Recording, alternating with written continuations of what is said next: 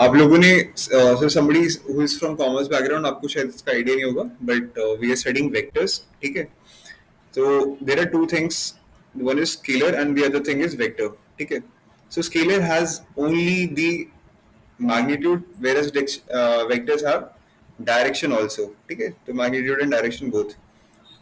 ज्यादा बहुत ब्रीफ में नहीं करूंगा, आपको थोड़ा हाईलाइट करके बताऊंगा. Yes, but I will not leave anything. ठीक है, तो characteristic of a vector, I have told you, it has magnitude and sense. Sense is nothing but the direction, उसको सेंस बोलते हैं. ठीक है, ये चीजें आपके देखो, NDA is a MCQ based examination. ठीक है, और आप कहीं पर भी जाते हो तो आपको ये पूछेगा नहीं ऐसे कोई. एनडीए के देखो, आपको क्वेश्चन पेपर दिखाऊंगा तो वहां पे ये सब चीजें नहीं आएंगी, बट ये सिर्फ एज ए कंसेप्ट क्लैरिटी में बता रहा हूँ, ये सब चीजें पता नहीं चाहिए.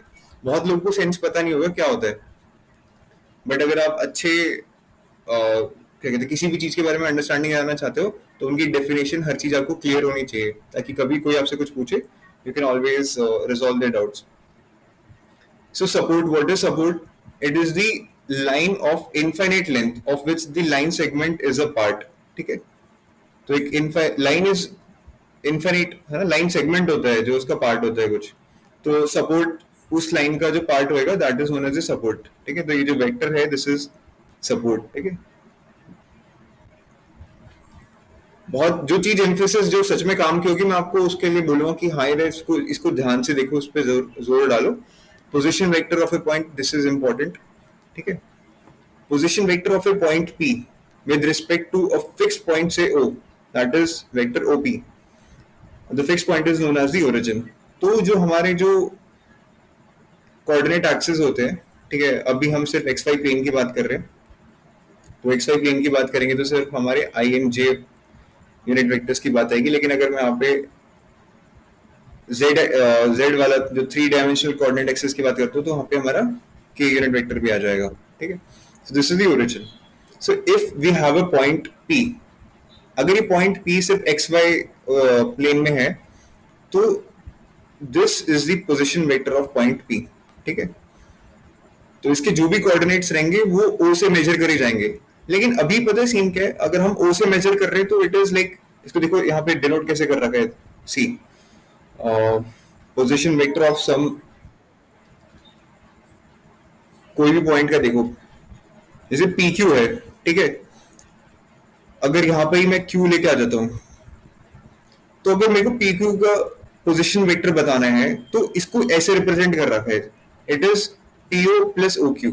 ठीक है, so this is like this and this is like this,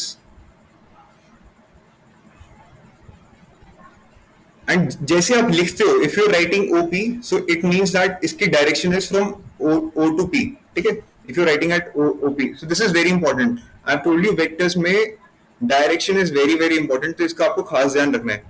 ठीक है, तो अगर PQ लिखूंगा तो ये ऐसे हो जाएगा, और अगर मैं QP लिखूंगा तो ये ऐसे हो जाएगा. ठीक है, so this is very very important. तो ये इसके क्या कहते हैं पोजीशन वेक्टर लिखने के तरीके हैं, बस ये आपको जानना है. अगर सिर्फ P का पोजीशन वेक्टर देखा जाएगा तो वो OP से लिखा जाएगा, लेकिन अगर दो पॉइंट का PQ का देखना है तो दैट विल बी जैसे इसने यहाँ पे लिख रखा है PO प्लस OQ, या फिर इसको माइनस OP करके लिख दिया उसने. ठीक है, इसको मैं एग्जाम्पल के तरीके से दिखाऊंगा जो आपके क्वेश्चन होंगे उसके तरीके से. ठीक है, कोई बहुत मुश्किल चीज नहीं, बहुत सिंपल है. This is position vector of P. तो दिस इज, इसको कैसे याद कैसे करेंगे? जो भी होगा, अगर ए बी लिखा है तो इसका मतलब position vector of the latter जो बाद में लिखा है minus position vector of the first thing, है ना. तो this is position vector of B minus position vector of A. इस तरीके से इसको लिखेंगे.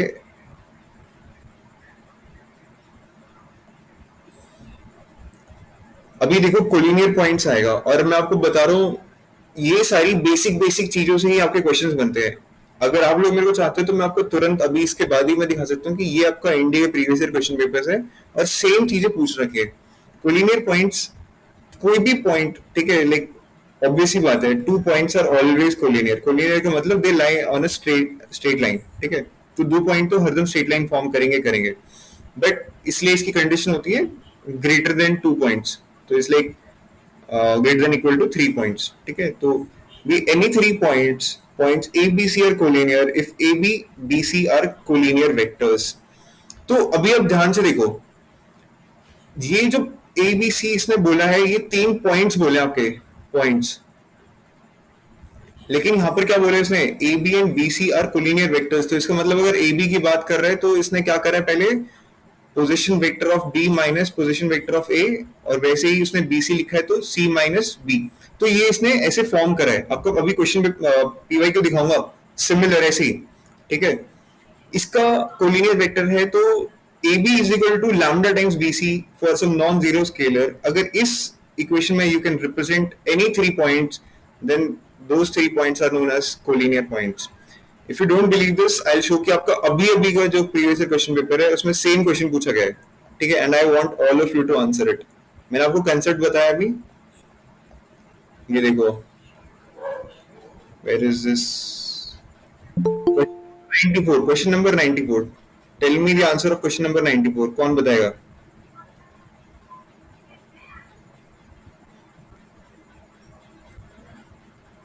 आप सॉल्व कर रहे हो? Raise your hands those who are trying to solve. Solve कर लिया या फिर सॉल्व कर रहे हो? सर तो पता है बट सॉल्व कर रहा हूँ, ऑलरेडी सॉल्व हाँ, किया है करो पहले। करो। अच्छा, पहले किया हुआ ना? तो देखो, सेम चीज मैंने आपको पढ़ाई में हर एक चीज पढ़ाऊंगा, जो भी क्वेश्चन पेपर में आ रहा है कि मैं आपको सारी चीजें दिखाऊंगा। तो the vectors are collinear if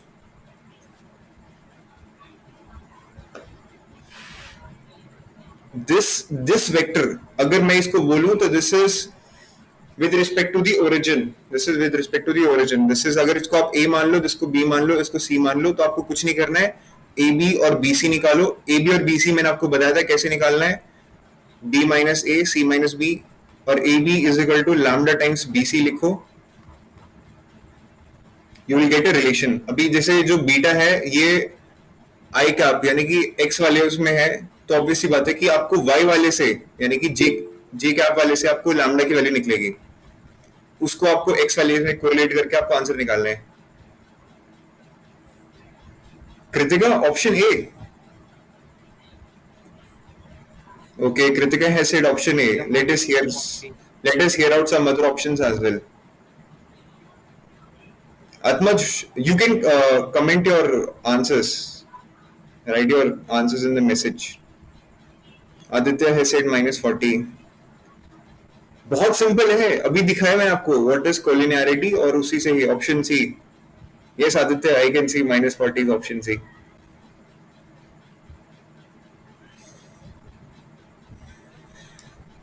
This should not take this much time. Pranav is option C. Saksham, Prasad, Sakshi, your answers.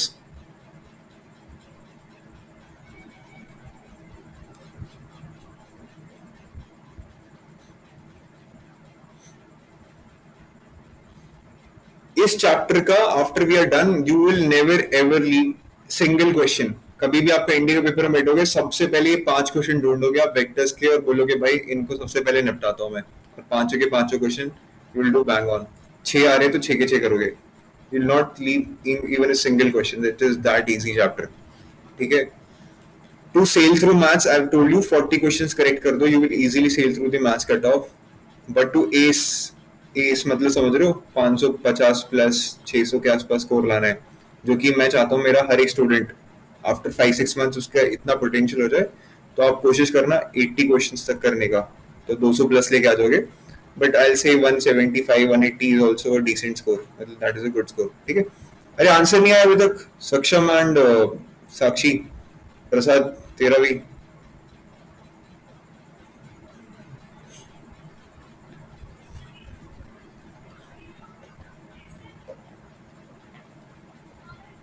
सी ही आ रहा है ना? कृतिका, आई डोंट नो आपका ए क्यों आया है। You should be working harder, ठीक है। You have to appear for JEE, है ना? तो आपको गलती नहीं करनी है। तो भी सिंपल सी बात है, देखो A B is equal to lambda B C करना है आपको, ठीक है। तो क्या होगा, position vector of B minus position vector of A, तो this is -20 and that is -11 is equal to, अभी बी सी करना है आपको, तो सी माइनस बी हो जाएगा, तो this is -40 I cap and that is minus 44 J cap, और ये लैम्डा टाइम्स है। तो अभी कोरिलेट करो तो इसका मिलेगा आपको आंसर लैम्डा टाइम्स -44। तो लैम्डा की वैल्यू आ जाएगी आपकी 4, और -20 is equal to 4 times of beta -40। ठीक है, तो इसको देख लो आप, गलत तो नहीं करते कहीं पे।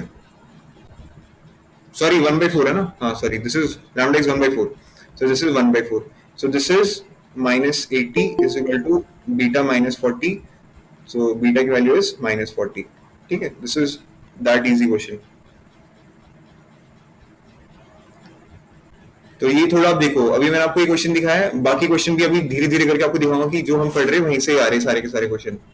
Nothing will come out of the syllabus. ठीक है, equality of vectors, it is very important कि कोई भी दो वेक्टर्स के बराबर होने के लिए क्या चीजें बराबर होनी चाहिए। First thing is same length. What does same length means? That उनका मैग्नीट्यूड सेम होना चाहिए। सेकंड थिंग इज सेम और पैरेलल सपोर्ट। ठीक है, सपोर्ट मैंने आपको बताया था ना, व्हाट वाज सपोर्ट, कि जैसे ये एक लाइन है, ठीक है, और अगर ये उसके पैरेलल लाइन है ना। अभी देखो सीन क्या है, अब दिस इज, मैं अगर मैग्नीट्यूड की बात करता हूँ तो ये अगर टू, इसका मैग्नीट्यूड 2 है, इसका मैग्नीट्यूड 2 है, और यहाँ पर भी एक चीज आ रहा है, इसका भी मैग्नीट्यूड 2 है। ठीक है, अब सपोर्ट सबका सेम हो गया और पैरेलल हो गया। ठीक है, लेकिन अभी सेंस की भी बात आती है। Sense is like the direction. तो अगर इसका डायरेक्शन ऐसे है, इसका डायरेक्शन ऐसे, तो ये इक्वल हो जाएंगे, लेकिन इसका डायरेक्शन ऐसे, तो they are not, sorry, this is A, this is B, this is C, so A is not equal to B, but B is equal to C. मेरी बात समझ में आई? तो this is very very important, आपको हर चीज समझनी चाहिए, लोग छोटी छोटी गलतियां कर देते हैं। तो this is equality of vectors. Type of vectors बहुत ही बेसिक से, आप नाम से समझ जाओगे। Zero and null vector whose initial and terminal point are coincident, zero vector, simple. Unit vector whose magnitude is unity is called unit vector, simple. उसको n cap से दिखाते हैं, ये आपको याद रखना। Unity vector is like magnitude उसका unity रहता है, सिंपल सी बात है। तो किसी भी, जैसे वेक्टर है, कोई भी वेक्टर है, माइक का थोड़ा ध्यान देखना। साक्षी हाथ हैंड रेस कर रखा है आपने अभी तक? ये सच सर मच। एक डाउट है। हाँ पूछो। हाँ वो क्वेश्चन वाली स्लाइड दिखाऊं? हाँ हाँ, श्योर श्योर, एक सेकेंड।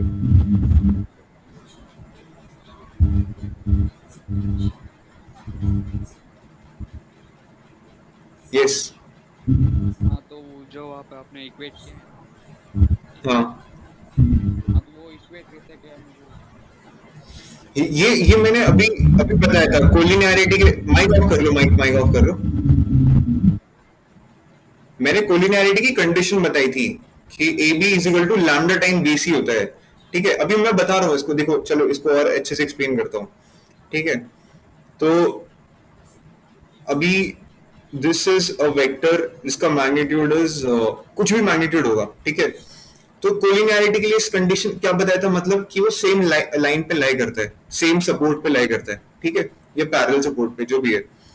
तो अगर इसका मैग्नीट्यूड, मैं मान के चलता हूँ इसका मैग्नीट्यूड 2 है, इसका मैग्नीट्यूड 4 है।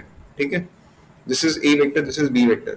तो इसका मतलब क्या हुआ, A is, sorry, B is 2 times of A. ठीक है, सेम सपोर्ट पे लाई कर रहे हैं। अभी यहाँ पर सीन क्या है, अगर मैंने इस कंडीशन में लिखा है 2a is equal to B, इसका मतलब क्या हुआ कि दोनों का सेंस सेम सेम है, दोनों की डायरेक्शन सेम है। इसका मतलब ये हो गया। अगर मैं यहाँ पे लिखता -2a is equal to B, इसका मतलब ये होता कि either of them is in the like opposite direction. ठीक है, तो हर चीज को बारीकी से समझो। ठीक है, तो अभी कोलिनियरिटी का मतलब ये समझ में आया हम लोगों को कि वो सेम लाइन, सेम सपोर्ट पे, सेम लाइन पे लाई करते हैं। ठीक है, और ये लैम्डा इसीलिए लिखा है। अगर बराबर होता, जैसे ये मैं इसको ये लिख देता, ये बराबर कर देता, इसको भी मैं अगर 2 बना देता, ठीक है, तो -a is equal to B कर देता, क्योंकि इनका डायरेक्शन ऑपोजिट है। ठीक है, तो ये भी कर सकता था मैं। तो दिस इज वेरी इंपॉर्टेंट कि a is equal to lambda B लिखते हैं। लेकिन अब ये रिलेशन तभी तो आएगा जब वो सेम डायरेक्शन में है, सेम लाइन पे है। लेकिन अगर आप सोच के देखो, a ऐसे है, जैसे एक्स वाई प्लेन की बात कर रहा हूं मैं। ठीक है, तो आपका a is in the Y direction. ठीक है, वाई एक्सिस के उसमें जा रहा है, ये a है आपका और ये b है आपका। अरे कोई इसमें रिलेशन नहीं है, इसमें सिर्फ और सिर्फ रिलेशन आप इनके मैग्नीट्यूड के टर्म्स में बता सकते हो, but since vectors are something which have direction also, तो इनका डायरेक्शन के टर्म्स में कोई रिलेशन नहीं निकल सकता। रिलेशन कब निकल सकता है? Either they are in the same direction और इन द ऑपोजिट डायरेक्शन, ठीक है। तो इसीलिए कोलिनियरिटी के लिए ये लैम्डा वाला साइन लगता है, ठीक है। लैम्डा कैन बी पॉजिटिव और negative based on the if they are parallel और एंटी पैरेलल, कि मतलब क्या बीच में एंगल 0 डिग्री है या फिर 180 डिग्री है। आत्मज डाउट क्लियर हुआ? यस भैया। चलो बढ़िया, ठीक है। तो कोई भी वेक्टर को अगर हमें यूनिट वेक्टर बनाना है, जैसे कोई भी वेक्टर आता है हमारे पास X I cap plus Y J cap, this can be extended to K cap also plus Z K cap कर ही लेते हैं, ठीक है। तो इसको यूनिट वेक्टर करने के लिए उसको उसके हम मैग्नीट्यूड से डिवाइड कर देंगे, ठीक है, लेके X square plus Y square plus Z square, so this will be a vector of unit magnitude, ठीक है। तो ये यूनिटी वेक्टर हो जाएगा, ठीक है। Free vector, if the initial point of the vector is not specified, it is said to be free vector. कुछ चीजें इसमें देखिए मैं बता रहा हूँ बहुत एग्जॉस्टिव है, कुछ चीजें हमारे काम की नहीं है, तो उसको मैं ज्यादा टाइम नहीं दूंगा। Negative vector having the same magnitude as the given vector A, but the direction is opposite to that of A, और उसको minus A से दिखाते हैं, सिंपल सी बात। Like and unlike vectors, vectors are said to be like when they have the same direction, and unlike when they have opposite direction. तो इसका मतलब like and unlike vectors में magnitude का कोई सीन नहीं है, it is only about the direction। कहीं काम नहीं आनी, but still पता चलना चाहिए। मैं बताता हूँ, I have been to SSB, और कभी कभार बच्चों से एसएसबी से बहुत ही बेसिक चीजें पूछते हैं। I went to SSB and I said कि sir my favourite subject is maths. He started asking me कि ये क्या कहते हैं, व्हाट इज 1 रेडियन, ये कहाँ से आया, व्हाई इज क्या कहते हैं pi radian is equal to 180 degree, मतलब ऐसे ऐसे सवाल पूछने लग जाते हैं बहुत बेसिक से। बच्चे जवाब नहीं दे पाते, क्यों? क्योंकि उनके बेसिक्स अच्छे नहीं होते। फिजिक्स केमिस्ट्री में भी अगर आप जाओगे उनको बोलोगे that this is your favourite subject, so they will ask you very basic day-to-day application of physics and chemistry, and people fail to answer those questions। वो तो सोचते हैं कि वो तो मेरे से कोई नेम्ड रिएक्शन पूछेंगे और वो तो मैं बता दूंगा क्योंकि मैं तो टॉपर हूँ। अरे नहीं, वो पूछेंगे कि पहाड़ों पे जो बॉइलिंग पॉइंट है वो कम क्यों होता है। किसी को पता है पहाड़ों पे बॉइलिंग पॉइंट कम क्यों होता है? Anybody? Only Prasad knows the answer. Temperature कम होता है। हाँ भैया, प्रेशर की वजह से होता है वो। प्रेशर, और anybody who can be more clear? Yes Kritika. और ज्यादा हाइट पे जाके प्रेशर जो है वो ज्यादा लगता है, तो इसलिए बॉइलिंग पॉइंट कम हो जाता है। ज्यादा प्रेशर लगता है, अच्छा। Saksham, do you have the similar answer और अ बेटर आंसर? भैया सिमिलर ओनली। मेरे को बॉइलिंग पॉइंट क्या होता है पता है? Boiling point is the point at which the vapour pressure of any liquid, अरे जैसे वाटर का boiling point at sea level is 100 degree centigrade. तो इसका मतलब क्या है कि यहाँ पर the vapour pressure is equal to the atmospheric pressure. तो ये कहना चाहता है कि जब आप पहाड़ पे जाते हो तो ऑब्वियसली बात है at altitude the atmospheric pressure decreases, हाँ है ना। तो जब एटमॉस्फेरिक प्रेशर डिक्रीज हो जाएगा तो फिर कम वेपर प्रेशर पर भी उसकी इक्वेशन बराबर हो जाएगी ना। मेरी बात समझ में आ रही है? तो कम वेपर प्रेशर पे वो, क्योंकि एटमॉस्फेरिक प्रेशर कम हो गया तो सिंपल सी बात है वेपर प्रेशर भी कम होएगा। So that is the reason कि पहाड़ों पे boiling point of water decreases. समझ में आया? किसको नहीं आया समझ? अरे अगर आया है तो थम्स अप, हाँ चलो गुड यार। नहीं आया तो पूछ लेना, ठीक है। बट ये साइंस की क्लास नहीं, but I am trying to tell you कि they ask very basic similar questions, simple questions पूछते हैं, कोई कॉम्प्लिकेटेड आपसे थ्योरम्स नहीं देंगे, आपको डेरिवेशंस नहीं देते वो, ठीक है। कोलिनियर और parallel vectors having the same और parallel supports are called collinear vector. Simple अभी बताया था। कोई इनिशियल वेक्टर्स जिनका इनिशियल पॉइंट सेम होता है, तो it's like this, this is A, this is B, initial point, this is the terminal point है ना जो जाता है। co-terminus मतलब फाइनल पॉइंट उनका सेम रहेगा, तो इट्स लाइक co-terminus, मतलब सही समझ में आता है। ऐसे इंग्लिश अच्छी होती है आप लोगों की, ठीक है, पढ़ते पढ़ते के साथ ही, इट्स लाइक कभी कोई बुक से पढ़ने की कोई जरूरत नहीं होती. Localized vectors, a vector which is drawn parallel to a given vector through a specific point in space. Irrelevant, अब काम का नहीं है. Co-planar vectors, this is little important क्योंकि इसका co-planarity check करते हैं हम आगे चल के. A system of vectors is said to be coplanar if their supports are parallel to the same plane. ठीक है, otherwise they are called non-coplanar vectors. ठीक है, अब प्लेन देखो, अगर हम एक्स वाई प्लेन की बात करें तो एक्स वाई प्लेन में जितने भी वेक्टर्स लाई कर रहे हो, चाहे कैसे भी, चाहे पैरेलल है चाहे परपेंडिकुलर है, और either they are making some angle, they are all coplanar vectors. But यहाँ पर अगर मैं जेड एक्सिस को इंट्रोड्यूस करता हूँ तो कोई ऐसा प्लेन है, कोई ऐसा वेक्टर है जो, इसको समझो, थोड़ा इमेजिन करने की कोशिश करो, this is the Y Z plane, this is the Y Z plane, और कोई वेक्टर आपका वाई जेड प्लेन में है तो it will never be coplanar to the X Y plane. Simple सी बात है, वो सेम प्लेन में लाई करना चाहिए. ठीक है, दिस इज इंपॉर्टेंट. इसे कोप्लानरिटी भी हम चेक करेंगे आगे चल के. Reciprocal of a vector having the same direction as that of the given vector but magnitude equal to the reciprocal of the given vector, है ना, और कोई बड़ी बात नहीं है. यहाँ पर आपके दो important laws of vector addition आते हैं, ठीक है, जो कि थोड़ा इंपॉर्टेंट है समझने के लिए. We'll take a pause for 30 seconds. It's 20 minutes हो चुके हैं हमें. आपको जो ड्रिल बता रखी है, we'll look at 20 feet away, blink our eyes for 20 seconds.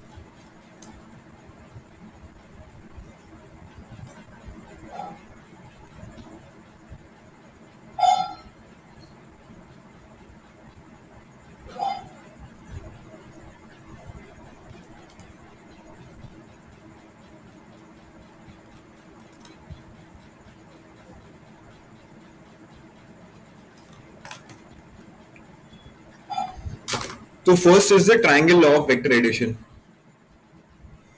Let A and B be any two vectors. देखो, this is that the fixed point over O, ठीक है. From the terminal point of A, vector B is drawn. ठीक है, ये इसका terminal point था, यहाँ से vector B is drawn. ये इसका initial point हो गया vector B का.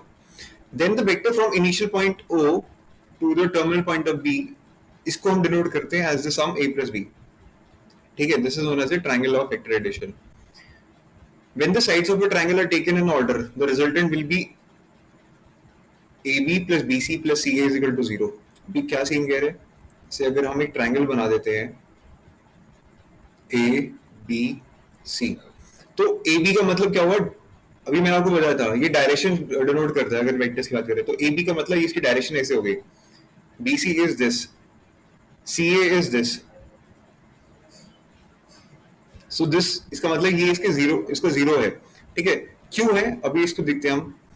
ये यहाँ पर बोल रहे हैं जैसे दो सिमिलर डायरेक्शन में रहेंगे and one will be in the opposite direction. This is equal to this, A plus B is this, इनका एडिशन, इन दोनों का सम इसके बराबर हो रहा है. ठीक है, तो अगर हम करते हैं AB, this is like this, plus BC, this should be equal to AC, this should be equal to AC. अगर मैं AC को उस साइड लेके आऊंगा तो क्या हो जाएगा, AB plus BC minus AC is equal to 0. अब AB plus BC minus AC का मतलब क्या हुआ, सिंपल सी बात है, this is the similar vector, like उसका मैग्नीट्यूड सेम है बट उसका डायरेक्शन अलग है. तो डायरेक्शन चेंज करने के लिए मैं इसको चेंज कर दूंगा, plus CA is equal to 0. आगे वही relation, plus CA is equal to 0. So ये सब चीजें आपको नोटिस करनी है. एनडीए में बहुत अच्छे तरीके से ये सब, इस पे ज्यादा सवाल नहीं होंगे, बहुत न्यूमेरिकल बेस्ड होते हैं. बट यस, मैंने जब मेंस और एडवांस के क्वेश्चन उस टाइम पे सॉल्व करे थे तो वहां पर तो ये बहुत अच्छे से इनका फोकस करते थे कि आप उनका जो डायरेक्शन है उस पर कितना ध्यान दे रहे हो. Parallelogram law of vector addition कुछ नहीं है, सिमिलर ही है. ठीक है, ये देखो, this is the extended version of the triangle law of vector addition, है ना. बट ये बस यहाँ पर एक छोटी सी चीज कर रहा है कि पैरेललोग्राम है तो उसकी ये दो साइड्स है, this is A, this is B. फर्क क्या था ट्रायंगल वाले में कि जो A का जो टर्मिनल पॉइंट था वहां से उसका इनिशियल पॉइंट हो रहा था B का. बट यहाँ पे दीज आर तो को इनिशियल वेक्टर्स है ना, को इनिशियली था ना, क्योंकि ये दोनों का सेम स्टार्टिंग पॉइंट है. ठीक है, तो ये कहना चाह रहे हैं इसका जो डायगोनल होगा of this parallelogram will be the sum of these two vectors, that is it. Sum of two vectors is their resultant, ये रिजल्टेंट होता है, फिर फिजिक्स में पढ़ते थे हम, आर पढ़ते थे, ठीक है, तो दिस इज द रिजल्टेंट। अब इनकी कुछ प्रॉपर्टीज है, this are very important properties, और इस पे मैं आपसे क्वेश्चन भी पूछूंगा इसके बाद।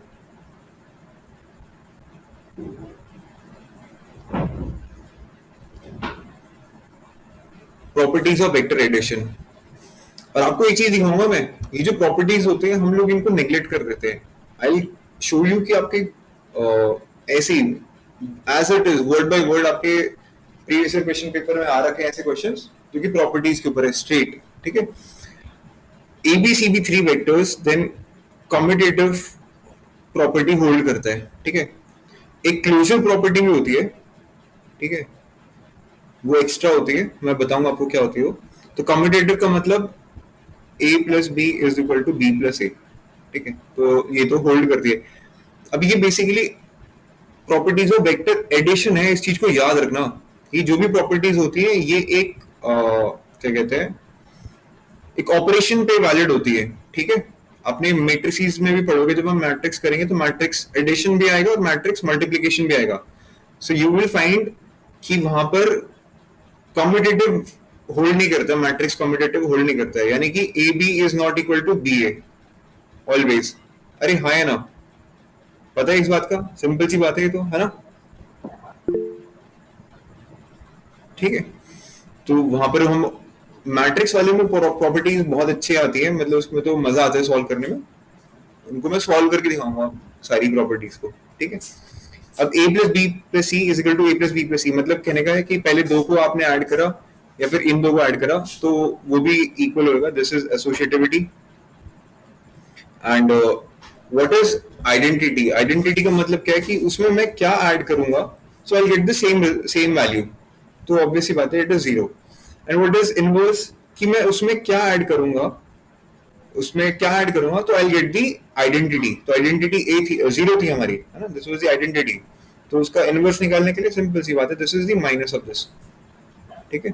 तो ये चारों प्रॉपर्टीज होती है वेक्टर एडिशन की, और इससे ज्यादा कुछ नहीं होती है, ठीक है। The bisector of the angle between two non collinear vectors A and B is given by this. तो सिंपल सी बात है, कोलिनियर वेक्टर्स तो या तो ऐसे होंगे सेम डायरेक्शन, या तो ऑपोजिट डायरेक्शंस, ठीक है। तो इसमें तो कोई एंगल बन नहीं रहा है, लेकिन अगर कोई भी नॉन कोलिनियर वेक्टर्स है, कुछ भी एंगल बनता है उनके बीच में, कैसे भी एंगल बन रहा है, तो उसका जो बाइसेक्टर है this is given by this. You don't need to prove this, मैंने पिछली क्लास में करवाया था मैंने, काफी लंबा टाइम लग गया था, लेकिन इस पे एक को क्वेश्चन नहीं आएगा आपका, I can guarantee on this, इस पे क्वेश्चन नहीं आएगा। बट अगर आप फिर भी बोलोगे तो मैं आपको कल की क्लास में जब हमारा सिलेबस कंप्लीट हो जाएगा और हम क्वेश्चंस कर लेंगे, I can make you prove this thing also, ठीक है। But it is not that important, I told you, आपको कोई क्वेश्चन नहीं आएगा। अभी डिफरेंस आएगा same, subtraction of vectors. If A and B be are two vectors then the difference a minus b is defined as a plus of minus b। तो ये भी बहुत एक अच्छी बात है। ये आपका क्या था, this was your triangle of vector addition, ये b है तो ये इसका माइनस b है, मतलब उसका same magnitude but opposite sense, ठीक है। तो अब ये हम इस डायरेक्शन में जाके इस डायरेक्शन में जा रहे थे तो ये a प्लस बी था, अगर हमें इस डायरेक्शन में जाके इस डायरेक्शन में आऊंगा तो ये क्या हो जाएगा, a plus of minus B which is nothing but a minus B. ये बहुत बड़ी बात नहीं है, आप लोग को लग रहा है कि भैया क्यों एम्फेसिस दे रहे, but I am doing my part, हर एक चीज को कवर करना चाहता हूँ, क्योंकि कोई बंदा होगा जिसको ये सब चीजें नहीं पता होगी, we are starting like scratch से कर रहे हैं, ठीक है। अभी multiplication of a vector by scalar आता है, let a be a given vector and lambda be a scalar, then the product of a vector a by the scalar lambda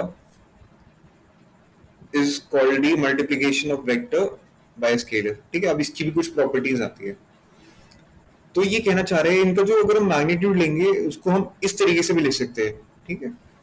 तो this is very self evident, इसमें कोई समझाने की कोई बात नहीं है, बट मैं बता रहा हूँ अगर आपको कोई भी पॉइंट नहीं समझ में आ रहा है please interrupt me there and there itself, मैं आपको बताऊंगा, ठीक है। इसको अगर हम एक जीरो वेक्टर से मल्टीप्लाई करते हैं तो आंसर जीरो आएगा, and this is a scalar और this is a vector, minus मतलब उसका सेंस ऑपोजिट है, तो सिंपल सी बात है, माइनस साइन बाहर चल जाएगा या फिर अंदर आ जाएगा माइनस, सिंपल सी चीज है सारी, माइनस माइनस रहेगा तो ये प्लस हो जाएगा, बहुत सिंपल, कोई बड़ी बात नहीं है इसमें। What is this, this is you could say थोड़ा एसोसिएटिविटी वाले तरीके से ले सकते हैं उसको, ठीक है। एम एन ए है या फिर एम एन ए कर लो या फिर एन इंटू एम ए कर लो, आंसर सेम आ रहा है. अब व्हाट इज दिस? ठीक है, तो ये डिस्ट्रीब्यूटिव प्रॉपर्टी वाली इसमें आती है. ठीक है, तो आपके कोई दो स्केलर्स ले रखे हैं एम कॉमा एन, उसको किसी वेक्टर से मल्टीप्लाई कर रहे हो तो उसका आंसर इसको ऐसे भी लिख सकते हो. फिर सिंगल वेक्टर को आप दो वेक्टर्स के सिंगल स्केलर को दो वेक्टर्स के साथ ले रहे हो आप, तो उसको आप ऐसे रिप्रेजेंट कर सकते हो. प्रॉपर्टीज वेक्टर्स में तो ऐसी होल्ड नहीं करती है. कहाँ पे काम आती है आपकी? स्केलर ट्रिपल प्रोडक्ट और वेक्टर ट्रिपल प्रोडक्ट, उसकी जो प्रॉपर्टीज है दे आर मोर इम्पोर्टेंट. उस पर मैं आपको ज्यादा ध्यान दूंगा. Components of a vector in two dimension, तो मैं आपको बताया था एक्स एंड वाई आएंगे, और अगर थ्री डायमेंशन है तो एक्स वाई जेड, यानी कि आई जे के. ठीक है, with the unit vectors along the x y z axis. ठीक है, वेक्टर्स ज्वाइनिंग टू पॉइंट्स, तो उनको कैसे लिखते हैं? सॉरी, तो अगर जो P1 पॉइंट है हमारा, उसके coordinates are x1 y1 z1 and P2 is x2 y2 z2, तो अगर मेरे को P1 P2 लिखना पड़ेगा तो how will I write it? अगर P1 P2 लिखूंगा, देखो उसमें P1 P2 लिख रखा है बट हम उल्टा लिखेंगे. वो आई have told you P2 P1 लिखूंगा मैं, तो इसका मतलब क्या हो जाएगा? इसका मतलब होगा OP1 माइनस OP2. सिंपल सी बात है ना? ठीक है, तो इसको जैसे इसने यहाँ पे लिखा है, इसको I write it as under root x1 minus x2 का square plus y1 minus y2 का square plus z1 minus z2 का स्क्वायर. ठीक है, तो ये ऐसे लिखा जाएगा. अभी ना मैं आप लोगों से एक छोटा सा क्वेश्चन पूछना चाहता हूँ. एनीबडी नोज कि डिस्टेंस फॉर्मूला कैसे डिराइव हुआ है कोई भी दो पॉइंट के बीच में? किसी को पता है डिस्टेंस फॉर्मूला कैसे डिराइव हुआ है? एनीबडी?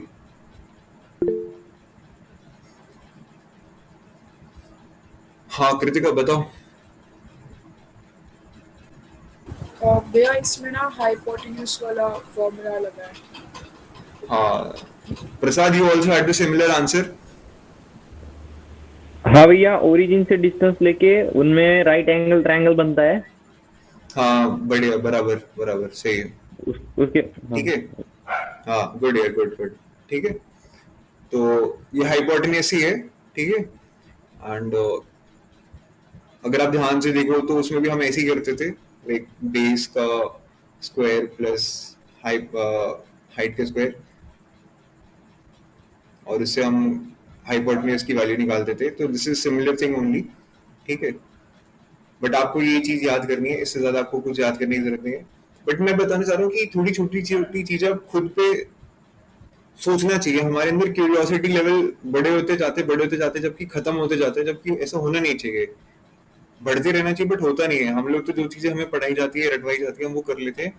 वी स्टॉप क्वेश्चनिंग कि यार ये चीजें हो क्यों रही है, और जब क्वेश्चनिंग करेंगे तो हमें चीजें ज्यादा अच्छे तरीके से समझ में आएंगी. ठीक है, देखो ये यहाँ पे इसने कर दिया, और फिर this is nothing but the distance. ठीक है, magnitude is nothing but the distance. जो यहाँ पे आपको इससे ज्यादा कुछ याद करने की जरूरत नहीं है. इसमें सेक्शन फॉर्मूला जो कि हम 10th क्लास में पढ़ते थे, ये सेम वही चीज अप्लाई हो रही है काफी हद तक. ठीक है, so this is vector A, this is vector B. ठीक है, एंड अगर ये कोई पॉइंट P है उन दोनों के बीच में, that point divides the vector A B in m is to n ratio. ठीक है, इंटरनली डिवाइड कर रहा है in the ratio m is to n. Then the position vector of P, position vector दिखा है ना, OP लिखा हुआ है, जिसको R से रिप्रेजेंट कर दिया इसने बाद में. क्या होता था? सिंपल सी बात है, m into b होएगा. हम करते थे ना, बचपन में करते थे, this is x1 y1, this is x2 y2, and ये पॉइंट है कोई जो इसको m is to n में डिवाइड कर रहा है, और इसके अगर कोऑर्डिनेट्स हम x, y माने, तो x की वैल्यू क्या होती थी? m into x2 plus n into x1 upon m plus n. तो सेम वही चीज है, आपको कोरिलेट करके आनी है और समझनी है. ठीक है, इसमें कोई बड़ी बात नहीं है. तो इंटरनल डिवीजन कर दिया.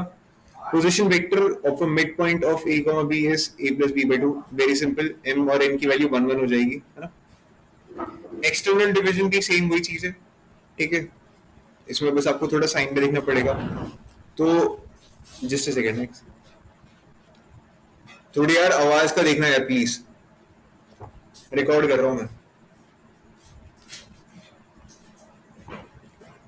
ठीक है। तो अब ये ना यहाँ पे देख लो, ये ओपीए बाहर बाहर डिवाइड कर रहा है, this is outside, OPA is outside. कैसे डिवाइड कर रहा है? From A to P is M and from B to P is N. तो अब कैसे करेंगे? ओपी के कोऑर्डिनेट्स कैसे निकलेंगे? जैसे यहाँ पर देखो, से this is similar thing, but यहाँ पर इसमें साइन का फर्क पड़ गया ओए वाले में, ठीक है। और कुछ बात नहीं है, उसमें भी हम लोग बाहर ही करते थे। जैसे अगर ये पॉइंट यहाँ पे इसकी जगह पे पॉइंट बाहर है, यहाँ पे हमारा पॉइंट एक्स कॉमा वाई, और ये इसको m इज टू n में डिवाइड कर रहा है, तो सेम वही चीज करते थे, x की वैल्यू यहाँ पर n हो जाती थी, ठीक है। This is similar thing. नहीं पूछा जाएगा कोई क्वेश्चन, अगर पूछा जाता है तो मैंने आपको पढ़ा दिया, इसके ऊपर मैं आपको एक एक क्वेश्चन दिखा दूंगा। जो सिंपल कंसेप्ट है उस पे एक एक क्वेश्चन, जो कंसेप्ट जो जिस टाइप के क्वेश्चन आते हैं उस पे we will practice more and more questions, ठीक है। Position vector of different centre of different centres of a triangle, तो आपके incentre, orthocentre, centroid, ये सारी चीजें होती है। इसको ध्यान देना, इस पॉइंट को। तो सेंट्रॉइड का जो कोऑर्डिनेट है this is a plus B plus C. मैं आपको बताता हूँ, आपका प्रीवियस ईयर क्वेश्चन पेपर है, अभी मेरे पास नीचे है नहीं, ठीक है। और कल की क्लास में मैं आपको एक क्वेश्चन दिखाऊंगा, और आपको दिखाऊंगा कि इतना सिंपल क्वेश्चन जिसका आंसर सिर्फ 10 सेकंड में आ रखा है, and you will be surprised 85% students ने उसका आंसर गलत करा था। 85% students. The reason was they did not read the question carefully, they did. अब मैं आपको नहीं बताऊंगा, कल मैं खुद चेक करूंगा कि आप लोग कितने लोग हो जो आप क्वेश्चन को ढंग से पढ़ते हो, ठीक है। तो कोई भी ट्रायंगल है, उसका जो सेंट्रॉइड है तो उसका कोऑर्डिनेट निकलता है a plus B plus C by 3, ठीक है। बट अभी यहाँ पे ध्यान से नोटिस करना है आपको, what are a plus B plus C? This is a, this is b, this is c. So this is b, this is a, and this is c. क्योंकि उसने लिखा है are the position vectors of the vertices a, b and c। मेरी बात समझ में आ रही है? लेकिन अगर आपको a b निकालना पड़ेगा तो आप a b कैसे लिखोगे? This will B b minus a। b c लिखना पड़ेगा तो आप लिखोगे c माइनस b, और c a लिखोगे तो आप कैसे लिखोगे? आप a माइनस c। ये चीजें ध्यान में रखनी है आपको, कोई भी चीज पढ़ो। Position vector is different and vector normal vector is different. This is vector A B कैसे निकलेगा? Position vector of B minus position vector of A. मैं बार बार बता रहा हूँ, इस चीज को याद रखना कि पढ़ना है क्वेश्चन को, आपने आपको वेक्टर लिखा है या पोजीशन वेक्टर लिखा है, ठीक है। Position vector of in centre of triangle ABC कोई काम का नहीं है, बहुत एक्स्ट्रा चीज है, बस ये थोड़ा इंपॉर्टेंट था, but you can always remember these things. शायद एडवांस टाइप में आप जेई के लिए आप प्रिपेयर कर रहे हो तो वहां पे काम आ जाए आपको, ठीक है। But this is important, centroid. Linear combination of vectors, abc be vectors and xyz be scalars, then the expression, this expression is called linear combination of vectors. Simple सी बात है, इसमें कोई रॉकेट साइंस नहीं थी, ठीक है। collinearity of 3 points, the necessary and the sufficient condition that the 3 points with position vectors a, b and c are collinear if there exist scalars x, y, z not all zero such that is equal to 0 implies x plus y is equal to 0. This is very very important, ठीक है। इस चीज को याद रखना है, इसके ऊपर आपको क्वेश्चन दिखाऊंगा और सेम कंसेप्ट यूज करेंगे, सेम कंसेप्ट। ये है ना, जैसे हायर स्टडीज करते हैं, जैसे मैंने एमएससी करके, तो वहां पर ये कंसेप्ट बहुत यूज होता है। जस्ट सेकंड यार, ये किसके फटाके बज रहे यार हैं? Yes Kritika, you have it out. भैया जैसे कि ये क्वेश्चन एक बार आया भी था, इसको हम दो तरीके से कर सकते हैं, जिसमें हमें एरिया ऑफ ट्रायंगल भी निकालना होता है, तो भी हम उसमें वाला कॉन्सेप्ट यूज कर लेते हैं। सेम एरिया ऑफ ट्रायंगल 0 हो जाएगा। हाँ, मैं आपको ये बताना चाह रहा हूँ कि maths is inter related, concepts इतने सारे ले सकते हैं, बहुत सारे ले सकते हैं। You have to choose the method of solving as per your own convenience, कि आपको कैसे सूट कर रहा है। आप ऐसे यूज कर सकते हो। एक सेकेंड, ये उल्टा पुल्टा क्या लिखा प्रसाद? भैया वो मतलब अपना सेक्शन फॉर्मूला कराओ। अच्छा सेक्शन फॉर्मूला, अरे काम का नहीं है ऐसे क्वेश्चन, तो मैंने उस पर देखे नहीं सेक्शन फॉर्मूला पे, लेकिन वो तो 10th क्लास का कोऑर्डिनेट ज्योमेट्री का कंसेप्ट है यार, वो भी अगर नहीं आ रहा तो बहुत मुश्किल है, बट कोई नहीं, समझाने के वो दोबारा से। हाँ भैया। अच्छा चलो मैं समझा दूंगा, ठीक है। तो नहीं कृपया मैं मतलब ये, वो आता है, लेकिन आपने एक्सप्लेन किया ना, मतलब वही बता रहा था बस, बाकी कुछ। हाँ ऐसा कोई रेलेवेंस नहीं उसका यार, जो चीज इंपॉर्टेंट होगी मैं आपको समझाऊंगा, अच्छे से समझाऊंगा, ठीक है। तो हाँ मैं ये कह रहा था कि एरिया ऑफ ट्रायंगल से निकाल लो, ठीक है, डिटर्मिनेंट वाला तरीका होता है उससे निकाल लो, है ना, तो सारी चीज सेम ही तरीके है। एंड अगर आपको कोऑर्डिनेट्स दिए जैसे ट्रायंगल के कोऑर्डिनेट्स दे रखे हैं, तो इट्स बेटर आप एरिया ऑफ ट्रायंगल वाला जो होता है जीरो, उसको इक्वल टू जीरो कर दो और डिटरमिनेंट वाले तरीके से निकाल दो उसका आंसर, है ना। यहाँ पे 1 1 1 रखते हैं ना, x1 y1 x2 y2 x3 y3, तो उस तरीके से कर सकते हो, ठीक है। लेकिन अगर आपको वेक्टर्स तरीके से दे रखे हैं तो आप इस तरीके से भी कर सकते हो, बहुत सिंपल है, ठीक है। एंड एक चीज बताता हूँ, देखो मैं आपको कैसे इसको एक्सप्लेन करता हूँ, collinearity of 3 points.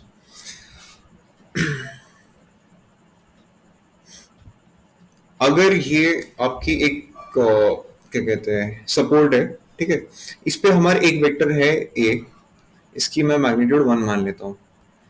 We have this vector B, इसकी मैग्नीट्यूड 2 मान लेता हूँ। We have this another vector C, इसकी मैग्नीट्यूड मैं 3 मान लेता हूँ, ठीक है। तो what does this collinearity of 3 points में ये वाला रिलेशन क्या कहना चाहता है, ठीक है, ये बहुत इंपॉर्टेंट है। और ये क्या कह रहा है कि इसको मैं अगर ऐसे लिखूं, अगर आप ध्यान से देखो, और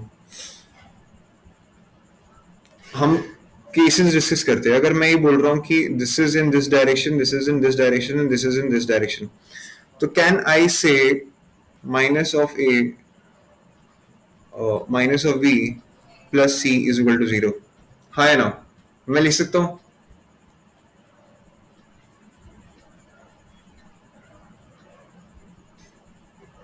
बताओ मैं लिख सकता हूँ या नहीं लिख सकता हूँ? सिर्फ प्रसाद को समझ में आ रहा है? अरे देखो आपको समझ में आ रहा है तो somebody can open their mic and say कि हाँ लिख सकता हूँ, और यू कैन जस्ट अपना थम्स अप दिखा सकते हो, है ना। अरे सिंपल सी बात।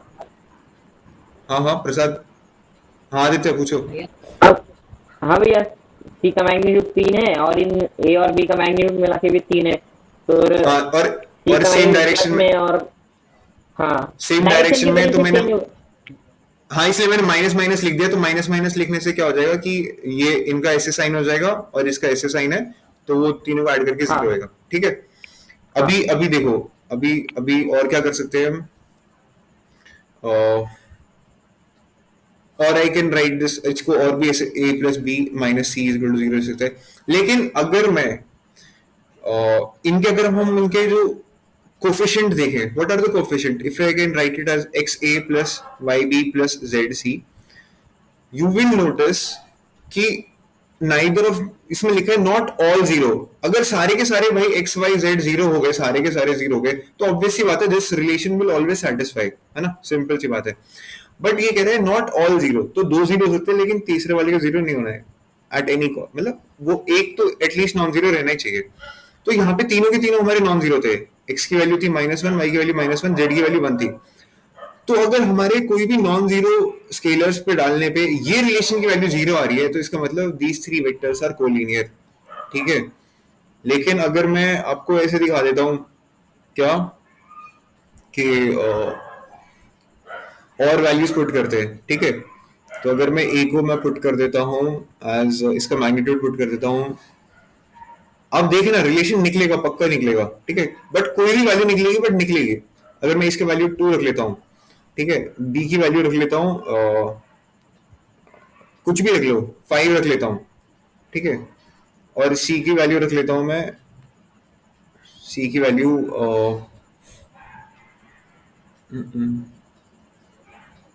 सी की वैल्यू 3 रख लेते हैं, है ना। तो व्हाट विल आई फाइंड कि अब हम मुझे इसके वो निकालने हैं, क्या कहते हैं, स्केलर्स निकालने हैं, ठीक है। तो कैसे निकलेंगे, देखो कोई रिलेशन निकल रहा है आपका? This is 7. is सिंपल सी बात है, C देखो को प्लस कर हाँ, a plus C minus B is equal to 0. ये तो आसान वाला हो गया. मैं इसमें चाहता हूँ कि वैल्यूज हमारी एक्स वाई जेड की वैल्यू अपार्ट फ्रॉम 1 1 1 आए, कुछ और आए. ठीक है, तो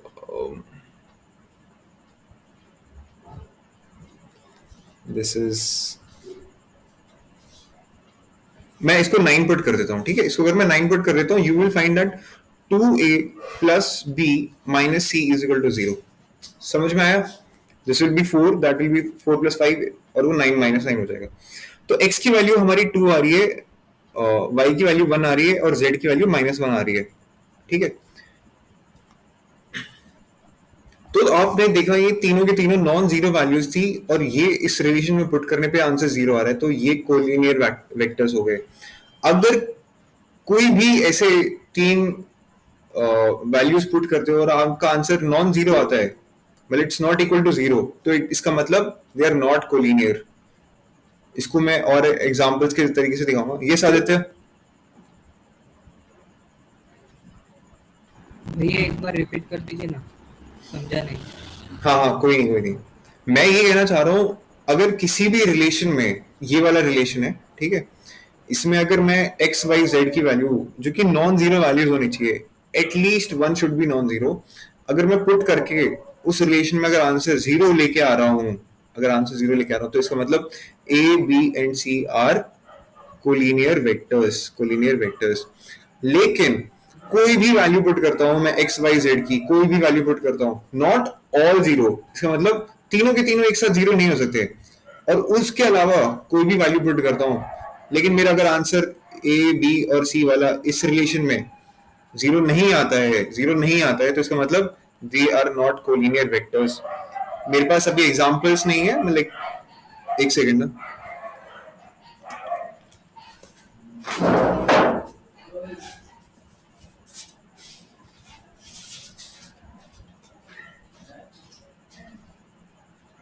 अरे यार कुछ तो वो कर रहे हैं.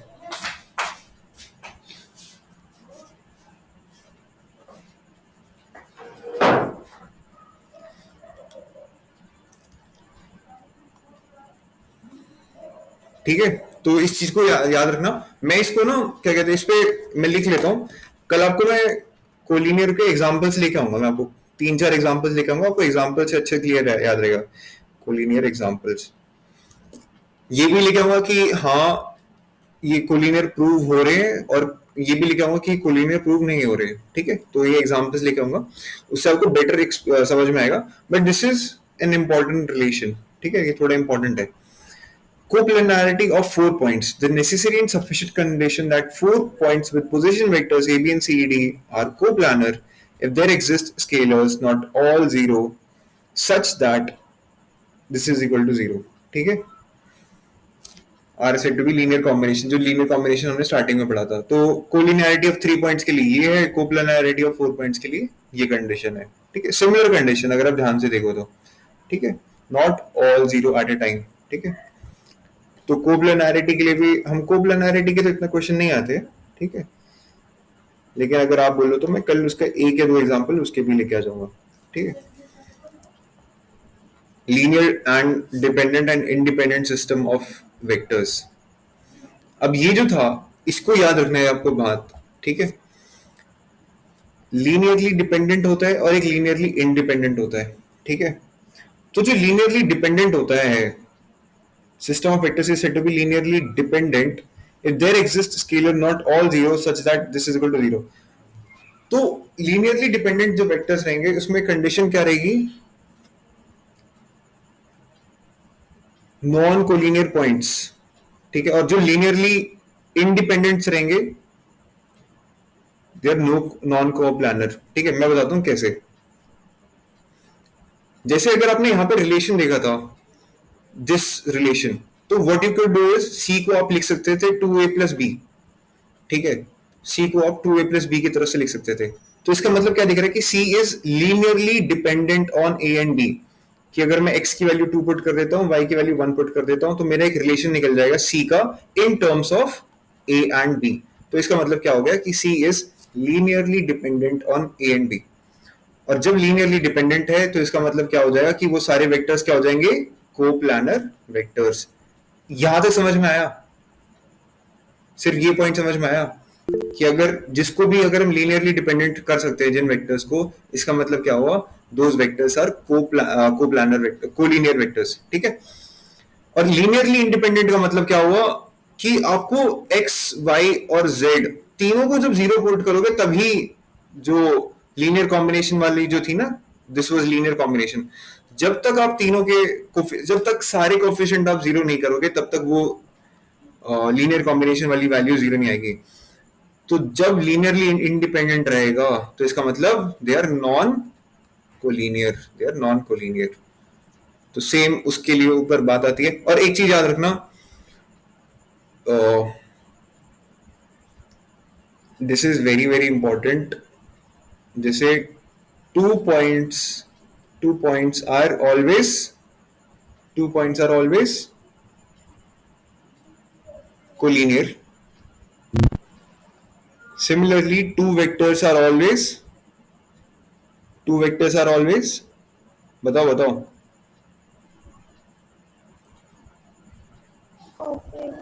Coplanar. Two vectors are always coplanar, ये देख रहा था।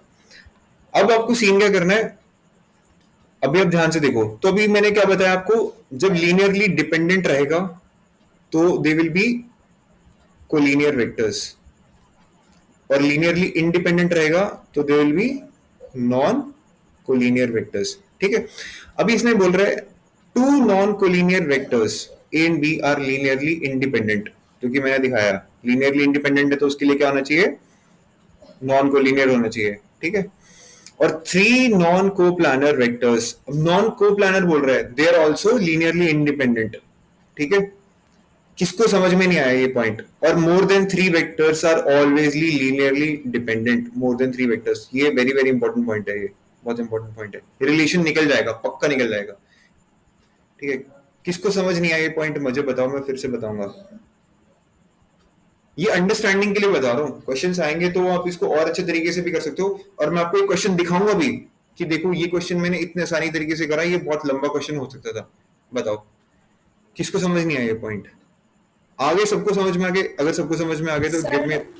भैया वो जो आपने बोला कि मोर देन 4 वेक्टर्स जो होते हैं, मोर देन थ्री वेक्टर्स, वो लीनियर इंडिपेंडेंट होते हैं, डिपेंडेंट होते हैं? लीनियरली डिपेंडेंट लिखे हैं, मतलब कहने का मतलब क्या है मैं बताता हूँ आपको। इसको हमारे आई, जे एंड के ही तो हमारे यूनिट वेक्टर्स है। मेरी बात समझ में आ रही है आपको? अगर इससे ज्यादा कुछ होते, देखो अभी हमारे पास तीन है, तो अगर मैं चार वेक्टर्स लिखता हूँ ए, बी और सी एंड डी, तो they will always be linearly dependent. इसका मतलब मैं ए को बी, सी और डी के टर्म्स में I can always represent, not only A, किसी एक को भी बाकी तीन के टर्म्स में हरदम रिप्रेजेंट कर सकता हूँ। This is very very important. इसको मैं बताता हूँ कैसे, एक अच्छे तरीके से बताता हूँ आपको, मैट्रिसेस एंड डिटर्मिनेंट्स की वाली लैंग्वेज में बताता हूँ मैं आपको। इसका मतलब क्या है, अगर आपने मैट्रिसेस डिटर्मिनेंट्स में पढ़ा होगा, लीनियर सिस्टम ऑफ इक्वेशंस होता है, पढ़ा है सबने? Linear system of equations, when you have to solve equations X Y Z के टर्म्स में सॉल्व करते हो आप, नहीं पढ़ा? अरे आदित्य सिंपल सी बात है, वो करते नहीं हम, ये 2x + 3y + 4z = 10 आ गया है ना, 3x - 4y + 2z वैल्यू 8 आ गई है ना। मैं ऐसे एग्जांपल दे रहा हूँ आपको, ये 5x + 12y - 13z, इसकी वैल्यू 7 आ गई। तो आपसे बोलता है find the values of x, y, z with the help of matrices and determinants. उसमें आप क्या करते हो, 2 3 4 3 - 4 2 5 12 - 13, इसको मल्टीप्लाई करते हो x y z, है ना? ऐसे नहीं लिखते ax = b, हाँ वैसे कोई वैल्यू है। तो इसकी एक बहुत इंपॉर्टेंट बात बताता हूँ मैं आपको, इसमें क्या कहते हैं, these are the set of equations. तो कितनी सेट ऑफ इक्वेशन दे रखी है हमें? 3 सेट ऑफ इक्वेशंस दे रखी है, 3 सेट ऑफ इक्वेशंस।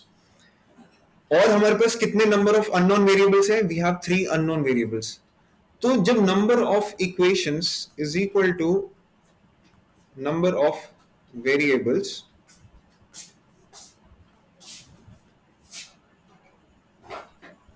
तो वहां पर सीन क्या आता है, वहां पर लीनियरली इंडिपेंडेंट वाली कैटेगरी आएगी कंडीशन। लेकिन जहां पे नंबर ऑफ क्या कहते हैं equations is more than the number of variables, तो वहां पर लीनियरली डिपेंडेंट वाली कंडीशन आएगी हर दम। उसको आप क्या कहते हैं उसके जो क्या कहते हैं फोर्थ इक्वेशन होगी आपकी, जो फोर्थ इक्वेशन होगी आप उसको बाकी तीन इक्वेशंस के रिस्पेक्ट में लिख सकते हो विद सम कोफिशिएंट्स। ठीक है, I will give some example जिससे आपको ये पता चलेगा कि ये को कोलिनियर वेक्टर्स चार है, हमने चार वेक्टर्स ले लिए, तो उसमें से एक वेक्टर्स को आप always you can represent it in terms of other three vectors. हम इसको एग्जांपल से करेंगे, ठीक है। I will write it 4 vectors always. अब अगर 4 vectors more than 3 vectors are always linearly dependent का मतलब क्या हो गया, implies that they are always collinear vectors, है ना। सिंपल सी बात है। इसको मैं एग्जांपल से दिखाऊंगा कल, और आपसे एग्जांपल के करते करते आई आस्क यू क्वेश्चन कि आपको मुझे X B plus Y Z plus sorry Y C plus Z D, I ask you to find the values of these coefficients. तो कल मैं आपको दिखाऊंगा, एक क्वेश्चन मैं करके दिखाऊंगा, बाकी एक क्वेश्चन आप खुद सॉल्व करके मुझे इनकी कोफिशिएंट्स की वैल्यू बताओगे, ठीक है। तो लीनियरली डिपेंडेंट और लीनियरली इंडिपेंडेंट का कुछ समझ में आया, थोड़ा समझ में आया। क्वेश्चंस एग्जांपल्स कल करके बताऊंगा, क्योंकि अभी हम इसको कंप्लीट करके फिर आपको और अच्छे से समझ में आएगा एग्जांपल से, है ना। I will brush it again कल इसके बाद, और फिर से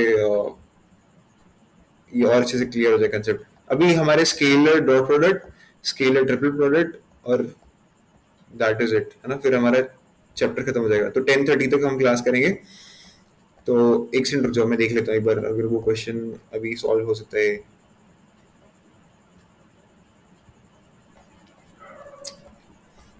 ठीक है, आने वाला है, ठीक है। तो स्केलर और dot product of two vectors, 20 second 30 second का ब्रेक लेंगे हम। We'll look at 20 feet away, blink our eyes for 20 seconds, 20 times.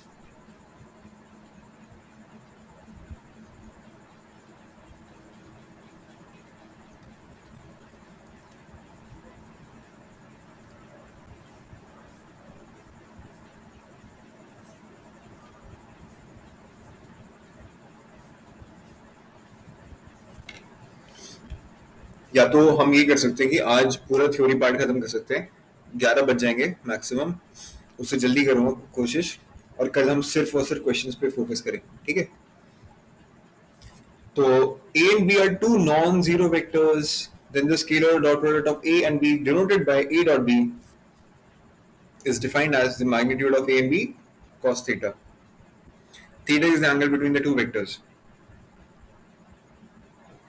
This is important, ठीक है। Angle between two like vectors is 0 and angle between two unlike vectors is pi, है ना। like और unlike vectors हमने पढ़ा था, तो same चीज, ठीक है।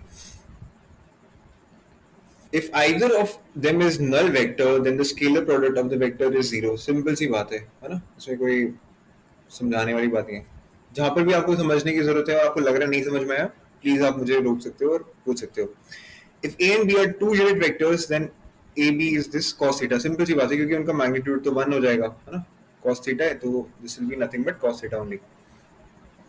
The scalar product is commutative, ठीक है। This is important क्योंकि यहाँ पे वेक्टर प्रोडक्ट की भी बात आएगी, तो हम उस पर भी ध्यान देंगे। The scalar product is commutative. A dot B equal to B dot A.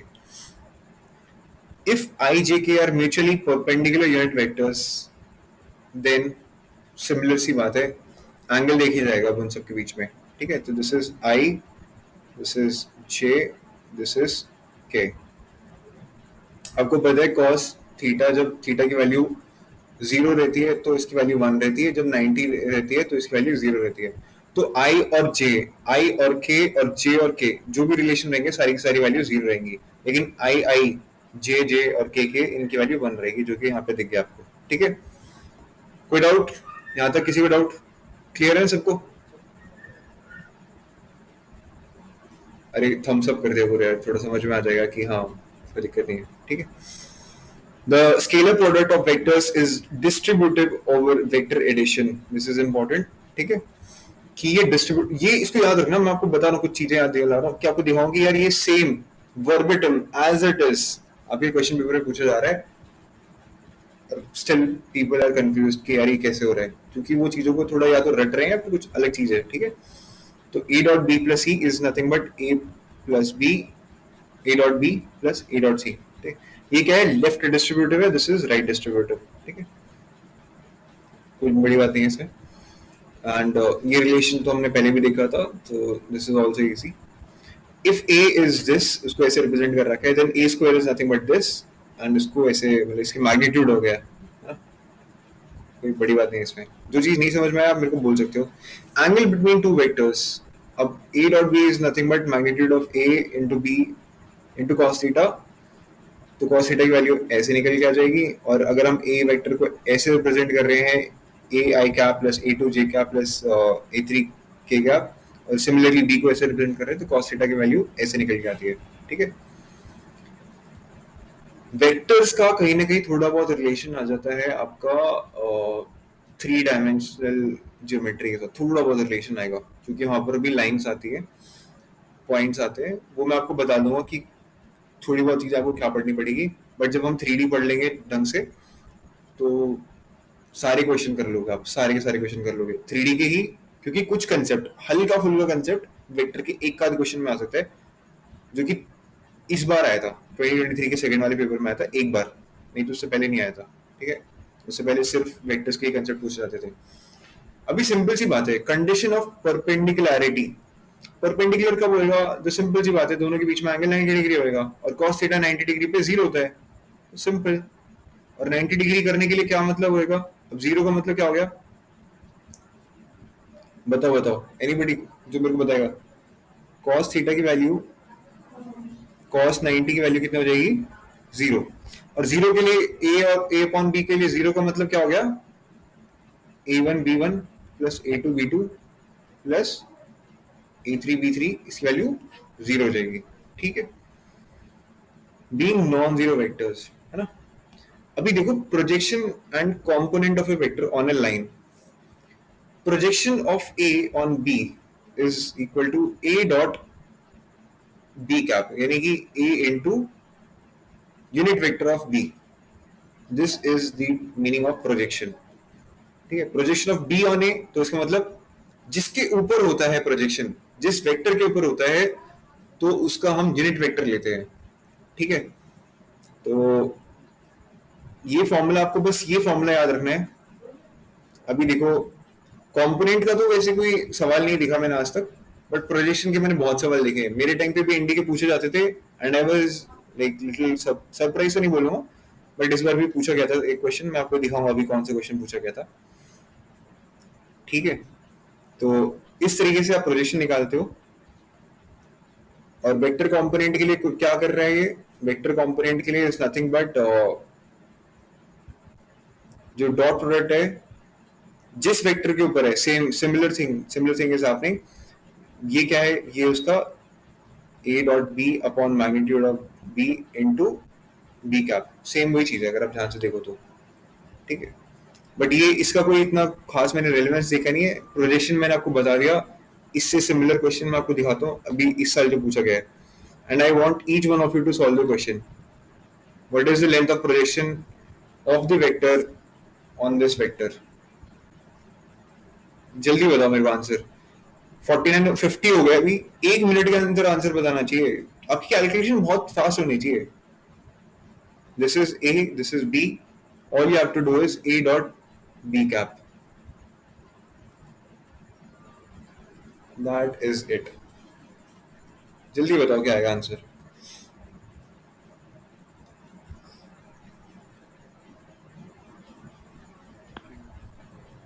B. B. सबका बी आ गया आंसर, बी हाँ? ठीक है, इसमें बी वेरी सिंपल, ठीक है। तो इसमें कुछ भी नहीं था। तो देखो, एक क्वेश्चन दिखा दिया, बहुत सिंपल था। इसमें तो आपको पेन तक नहीं रखने की जरूरत है। मैं छोटी सी बात बताता हूँ आप लोगों को। इफ यू आर समबडी, अगर मेरे स्टूडेंट रहना चाहते हो ना आप लोग लंबे टाइम तक, मैं आपको ऐसी चीजें डेवलप कराना चाहता हूँ कि आप बहुत सारे क्वेश्चन को आप माइंड में कैलकुलेट कर लो, ठीक है। तो सिंपल सी बात है, दिस इज वेक्टर बी, तो आपको क्या करना है, इसकी मैग्नीट्यूड होगी, तो आपको इसको डिवाइड करना पड़ेगा 4 + 9 + 4, तो that is 17। This option is eliminated. अब आप देख रहे हो कि ऊपर की बात चल रही है ना, सिंपल सी बात है, सिर्फ न्यूमरेटर चेंज कर चेक करना है.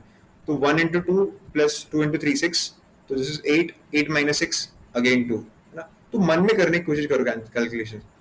अगर आपने मन में कर ली तो यार नथिंग लाइक इट. आपने सिर्फ 5 सेकंड 10 सेकंड मैक्सिमम लगाओगे, पेन रखोगे तो 20 सेकंड लगे, फालतू लग जाएगा.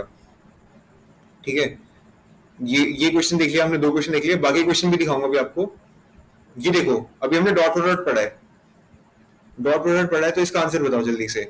If theta is the angle between the vectors a and b such that a dot b is greater than equal to 0, then which of the following is correct? Tell me the answer. गलत नहीं बताया कोई, क्योंकि बहुत ही simple question है, बहुत simple. A option option, A. Very good. कोई और आंसर बताना चाहेगा इसका? कोई और?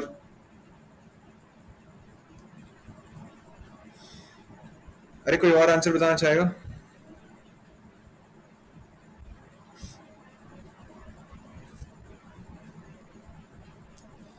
प्रॉब्लम क्या है कि हमारे दोस्त आत्मज, यू टोल्ड द आंसर ना? यस हाँ हाँ.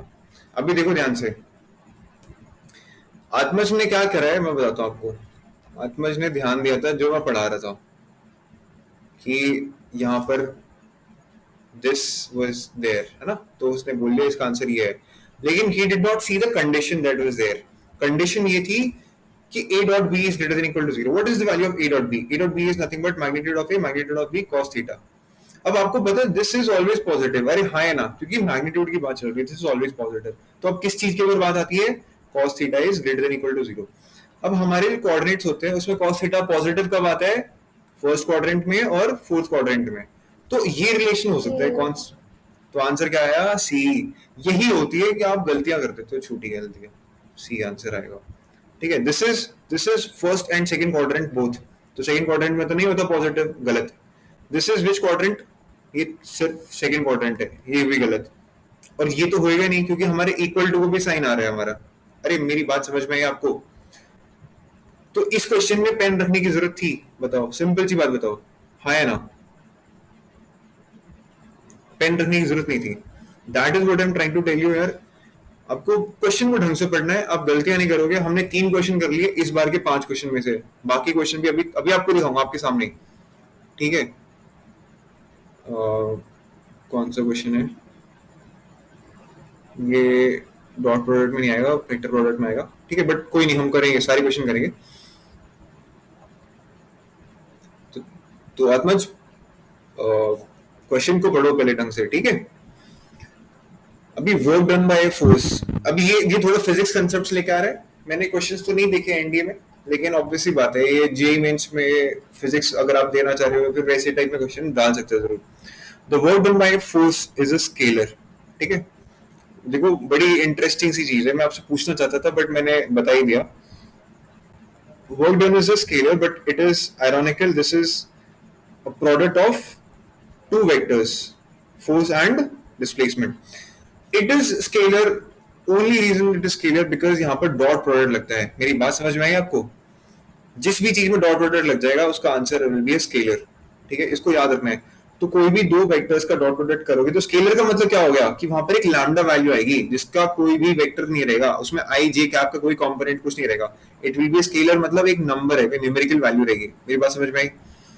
लेकिन जब हम a क्रॉस b करते हैं which is the vector cross product, तो उसमें वी गेट अनदर वेक्टर. ठीक है, तो वहां पर हमें i j के कंपोनेंट में आंसर आएगा. ठीक है, दैट इज द डिफरेंस. किसी भी, can you tell me any physics का कोई भी फॉर्मूला जिसमें क्रॉस प्रोडक्ट लगता है? कोई बता सकता है मेरे को? एनीबॉडी? साइंस स्टूडेंट हो, मोस्ट ऑफ द स्टूडेंट्स जो भी है साइंस स्टूडेंट हो, कोई बता सकता है? टॉर्क का फॉर्मूला मेरे को टॉर्क का तो याद नहीं आ रहा. टॉर्क का फॉर्मूला क्या था मुझे बताना? F Force into perpendicular distance. Perpendicular length. हाँ ठीक है, बराबर. लॉरेंट फोर्स याद है? F is equal to QVB sin theta. हाँ, मैग्नेट वाले में आता है. ठीक है, तो ये भी आपका इसमें अब क्रॉस प्रोडक्ट लगते हैं, ठीक है, चलो कोई नहीं. So this is the dot product of force and displacement. So that is the reason that it is a scalar quantity. Suppose F1, F2 were n forces acted on a particle. Then during the displacement of the particle, the separate forces, the quantities F1 dot S, है ना, तो ये सब चीजें बस इतना ही आपको याद रखना है. टोटल फोर्स क्या हो जाएगा, समेशन हो जाएगा. सबको पता है what is this sign, this is summation.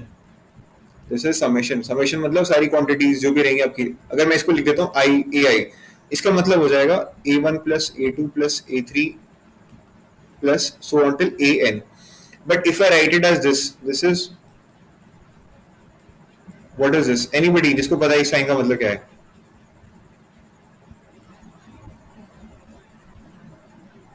किसी को नहीं पता? This sign is जैसे ये एडिशन में था, this is nothing but multiplication. A1, A2, A3, A4 so on till AN. This is multiplication वाला, ठीक है. मेरे को इसका नाम नहीं याद आ रहा क्या था, आई एम फॉरगेटिंग इट. मैं आपको इसका नाम बता दूंगा कल, तो इसको याद रखना है. ये आपके क्वेश्चंस में आता है ये, ठीक है. तो ये इसका रिजल्टेंट हो जाएगा. रिजल्टेंट किसका निकलेगा, of the vector quantity. Vector quantity क्या है हमारी, फोर्स, ठीक है. यहाँ पे तो उसका रिजल्टेंट निकलेगा. Important points to be remembered, थोड़े इंपॉर्टेंट पॉइंट्स इसको याद रखना है. a plus b into a dot b, same similar properties है जो a plus b into a minus b होती थी, a square minus b square, simple. a plus b का whole square is equal to a square plus b square plus 2ab, वो minus 2ab हो जाएगा, ठीक है. दिस इज दिस, और अगर इसमें माइनस कर दूंगा तो 4ab आ जाएगा, ठीक है. अभी देखो एक अच्छी चीज यहाँ पे लिख रखी है. if a plus b का magnitude is equal to magnitude of a plus magnitude of b, then a is parallel to b, ठीक है. दोनों केस में parallel to B. Anybody who can explain कि ये क्यों है? कोई कर सकता है आप में से, किसी को पता है क्यों?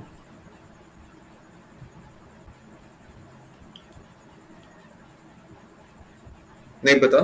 चलो मैं बताता हूँ आपको. अभी देखो पैरेलल का मतलब क्या हो गया, पैरेलल का मतलब क्या हो गया, सेम सपोर्ट है, ठीक है. या तो ऐसे रहेंगे, है ना, तो this is A, this is B, ठीक है. और पैरेलल बोल दो या फिर इनको क्या कह सकते हो, अगर पैरेलल है तो और क्या कंडीशन कह सकते हैं, दे आर आल्सो, अरे बोलो बोलो, कोलिनियर, हाँ है ना. अरे समझ में आ रहा है नहीं आ रहा, है ना. पैरेलल हुआ तो कोलिनियर हो गया, ठीक है. तो ए को आप लैम्डा बी के टर्म्स में रिप्रेजेंट कर सकते हो. तो अगर आपने ए को लैम्डा बी के टर्म्स में रिप्रेजेंट कर लिया तो how you can write it as, this is B lambda B plus B is equal to, A को क्या लिख दोगे आप, लैम्डा बी प्लस बी, ठीक है. तो आप इसको ऐड करके देख लो, आपका आंसर आ जाएगा लैम्डा प्लस 1 और साइड भी लैम्डा प्लस 1. तो ये इक्वेशन सैटिस्फाई करेंगे. अगर आप माइनस करना चाहते हो तो ये माइनस भी करके देख लो, तो भी आपका आंसर वो सेम चीज आएगी, ठीक है. तो दिस इज वेरी इंपॉर्टेंट. ये तभी पॉसिबल होता है जब ये पैरेलल है, तो इसको ये याद रखना है इस रिलेशन को. This is sort of important. A dot B, anybody who will tell me why is this relation, ये relation कैसे आया, कौन मेरे को बताएगा कि ये relation कैसे आया?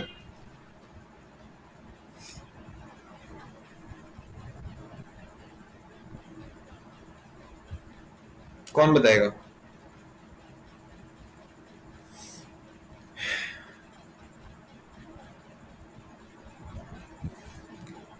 ये रिलेशन कैसे आया मैं बताता हूँ आपको.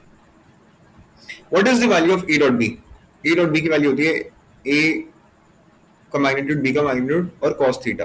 सिंपल सी बात. अरे हाँ है ना, है ना, ठीक है. तो अगर मैं इसका स्क्वायर करता हूं, इसका स्क्वायर करता हूं, तो इसका स्क्वायर की वैल्यू क्या हो जाएगी, A square B square cos square theta. अगर आप लोग को पता है cos थीटा की जो मैक्सिमम वैल्यू होती है दैट इज 1, तो इसकी वैल्यू होती है लेस देन इक्वल टू 1. तो cos को थीटा की भी value less than equal to 1 ही होगी. तो सिंपल सी बात है, इसकी वैल्यू क्या होगी, इट विल बी ऑलवेज, अरे ये समझ में आया आपको बात. और इसीलिए इसको रिलेशन को लिख दिया इसने, a डॉट b का square is less than equal to. ये समझ में आया? ठीक है, क्योंकि लेस देन इक्वल टू 1 है, तो दिस इज दैट रिलेशन, ठीक है। वेक्टर क्रॉस प्रोडक्ट पढ़ लेते हैं और उसके बाद will be left with scalar triple product और वेक्टर ट्रिपल प्रोडक्ट। कोशिश करेंगे इनको खत्म कर लेते हैं आज, फिर एक दो क्वेश्चन करा के will wrap up the class, और कल सिर्फ और सिर्फ क्वेश्चंस करेंगे और फिर वेक्टर्स खत्म कर देंगे, ठीक है। वेक्टर और cross product of two vectors a cross b is nothing but magnitude of a into magnitude of b sin theta, and this is this unit vector n cap, ठीक है। तो this is very very important, इसका भाई इसी का role है सब कुछ, ठीक है, क्योंकि ये चीज तो आपकी स्केलर बन रही थी और ये एक वेक्टर से मल्टीप्लाई करके स्केलर क्वांटिटी को वेक्टर से मल्टीप्लाई करके वेक्टर बनाता है, तो सब मेन रोल तो इसका ही है, इस यूनिट वेक्टर का, ठीक है। इसको ऐसे लिख दिया and it is defined by this, तो this is your A vector, this is your B vector, तो a cross b is a vector which is perpendicular to the plane of a and b, ठीक है। अब इसको मैं आपको एक important बात बताता हूँ, this is your vector a, this is your vector b, so there will be a vector a cross b, ठीक। बट एक चीज और याद रखना है इसको, this is perpendicular to the plane of this, but there is another vector which is perpendicular to this, which is minus a cross b। कहने का मतलब क्या है, ये जो n कैप है इसकी दो वैल्यूज हो सकती है, एक नॉर्मल n कैप और एक माइनस n कैप, ठीक है। तो this is very very important. अब ये किस पे डिपेंड करता है मैं आपको बताता हूँ। साइंस का स्टूडेंट कौन कौन है यहाँ पे?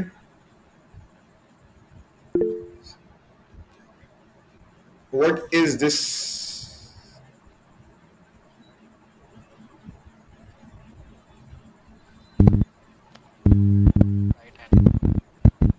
राइट हैंड थंब रूल, ठीक है। कौन बताएगा राइट हैंड थंब रूल क्या बताता है? कौन बताएगा राइट हैंड थंब रूल क्या बताता है?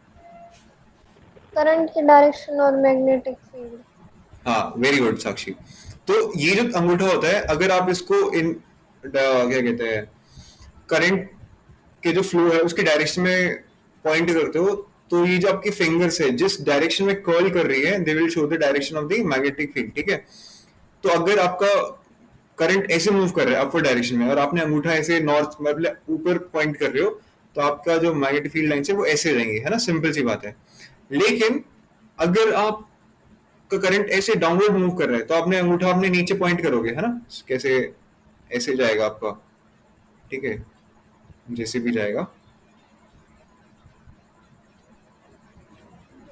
तो कर्ल कैसे आ रहा है? कर्ल ऐसे आएगा, उल्टा, समझ में आई? तो ये कहीं ना कहीं एंगल के ऊपर डिपेंड करता है, ठीक है। तो दोनों एंगल ही कंसिडर करे जाएंगे, बट यहाँ पर आपका वेक्टर में केस में कंसिडर नहीं करें, बट फिजिक्स में हम कंसिडर करते हैं। तो देयर आर टू, ये एक पॉजिटिव एन कैप और एक नेगेटिव एन कैप, ठीक है। तो दिस इज इंपॉर्टेंट। अब वो क्वेश्चन दिखाऊंगा सिंपल सा, इसी के ऊपर ही, where a is magnitude है ना, theta is angle between a and b and n cap is the unit vector which is perpendicular to both a and b. Important points to be remembered. तो a cross b उसकी value ऐसे निकलती है, ठीक है, a cross b की value ऐसे निकलती है। If a is equal to b और if a is parallel to b, तो सिंपल सी बात है, थीटा 0 होगा या फिर 180 डिग्री होगा। दोनों केस में साइन थीटा की वैल्यू 0 होती है, तो आंसर जो वेक्टर प्रोडक्ट आएगा उसका आंसर 0 होगा, ठीक है। The direction of A cross B is regarded positive if the rotation from A to B appears to be anti-clockwise. देखो आ गया ना यहाँ पर डायरेक्शन का, है ना। तो अगर मैं A से B लेके जाता हूँ तो दिस इज anti-clockwise, तो n कैप आएगा। लेकिन if I take the angle B to A, so this will be anti-clockwise और उसमें क्या आएगा? माइनस n कैप, ठीक है। तो बट एग्जाम में टाइम में मेरे हिसाब से ये सब चीजें नहीं डिस्कस करते, but this is important thing क्योंकि बेसिक सी चीज है, ठीक है। A cross B is perpendicular to the plane which contains both A and B. Thus, the unit vector perpendicular to A and B, or the plane containing A and B, is given by this. Very, very important. मैं बताता हूँ, ये एक question पूछा था बहुत पहले मेरे टाइम पे, इंडिया टाइम पे, पता नहीं कहाँ पूछा था। Tell me a vector which is perpendicular to the plane of A and B. और उस टाइम पे मैं हैरान हो गया था क्योंकि बहुत बेसिक सी चीज थी। आपको A क्रॉस B निकालना है और उसका आपको बस, तो ये आपके निकल गया, सिंपल सी बात है, ठीक है। This is your N cap, ठीक है। Vector product of two parallel and collinear vectors is 0, अभी हमने देखा था, A cross B is equal to 0, then either A is equal to 0 or B is equal to 0 or A and B are parallel or collinear vectors. This is very very important. ठीक है, dot product में क्या था, कौन बताएगा मेरे को? Dot product zero कब होता है? A डॉट B जीरो कब होता है? डॉट प्रोडक्ट जब वो परपेंडिकुलर होता है। या तो A जीरो हो या तो जीरो हो या फिर A इज परपेंडिकुलर टू B। सिंपल सी बात है ना? यहाँ पे भी तीन कंडीशन आ रहे हैं। ऐसे ही आपका मैट्रिसेस वाले उसमें भी आता है A डॉट B जीरो कब होते हैं? कौन बताएगा मेरे को इसका आंसर? इसे एक दो चार कंडीशन बनते हैं, जो मेरे को चारों कंडीशन बताएगा आई विल बी हैप्पी। बताओ, चार कंडीशन बनते हैं इसकी कि A डॉट B जो मैट्रिक्स मल्टीप्लिकेशन है उसकी वैल्यू, A डॉट B जो मैट्रिक्स मल्टीप्लिकेशन है उसकी वैल्यू जीरो कब होती है? इसकी चार कंडीशंस होती हैं, कौन बताएगा मेरे को? और ये आपका PYQ है।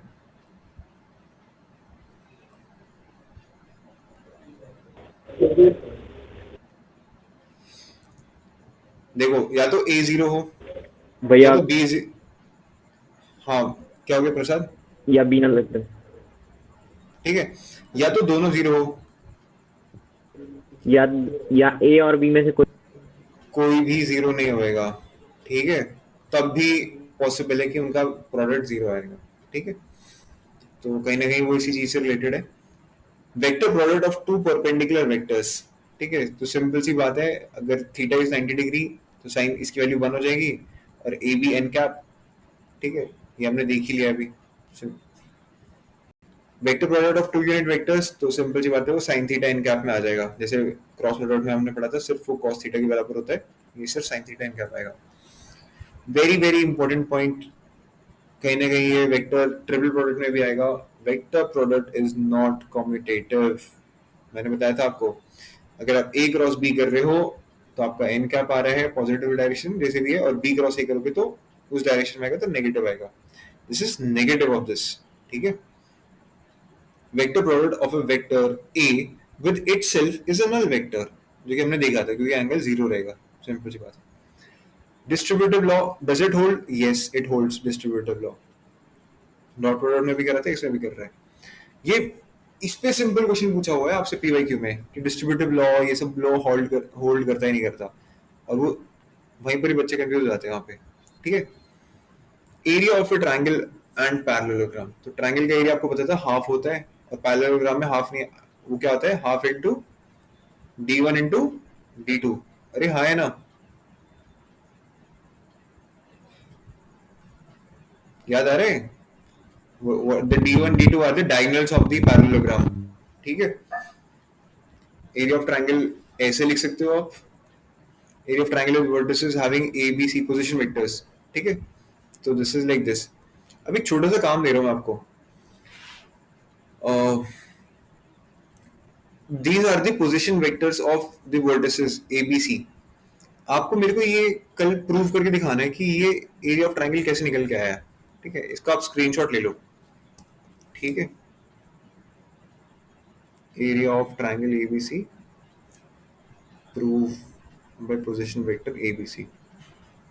ये आपका छोटा सा काम है क्योंकि यहाँ पे पोजीशन वेक्टर है और यहाँ पे वेक्टर्स ही रखते हैं, तो वेक्टर्स तो सिंपल समझ में आ रहे हैं, लेकिन पोजीशन वेक्टर्स में देख रहे हो आप थोड़ा डिफरेंस है, तो यू हैव टू प्रूव कि ये कैसे आया। ठीक है, एंड सिंपल सी बात है, जब पोजीशन वेक्टर्स जिनके कोलिनियर हो गए तो इसकी वैल्यू जीरो हो जाएगी, और जीरो होगी तो हम जो अंदर जो वैल्यू है उसको जीरो पुट कर सकते हैं। सिंपल सी बात है। Area of a parallelogram with adjacent sides a cross b is a cross b। और उसका वेक्टर प्रोडक्ट लेंगे उसका, और उसका मैग्नीट्यूड ले लेंगे। सिंपल सी बात। जब उसके डायगोनल्स a क्रॉस b हैं तो उसके हाफ ले लेते हैं हम। ठीक है, area of a quadrilateral ABCD is equal to half AC into BD। AC and BD क्या है? They are nothing but the diagonals। Vector moment of a force about a point, तो मोमेंट कैसे निकाल देते हैं? फोर्स इनटू परपेंडिकुलर डिस्टेंस, है ना? और ये कहीं ना कहीं मेरे हिसाब से आपका टॉर्क वाली डेफिनेशन आ रखी है। ठीक है, तो ये फिजिक्स वाली चीज है, ये आपको जानने की जरूरत नहीं है, आपसे पूछा नहीं जाएगा, but if you still interested तो इसको आप, I will give you the PDF, you can glance through this. नहीं पूछे जाएंगे वैसे, मैंने कोई क्वेश्चन तो नहीं देखे आपके आज तक. तो will get on to with the scalar triple product. Scalar triple product का एक पेज, दो और ये तीन है ना, विल बी डन.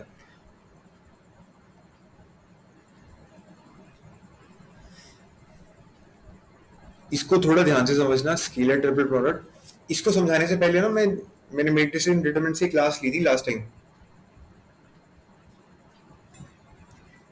क्योंकि उसका कंसेप्ट यूज होता है इसमें.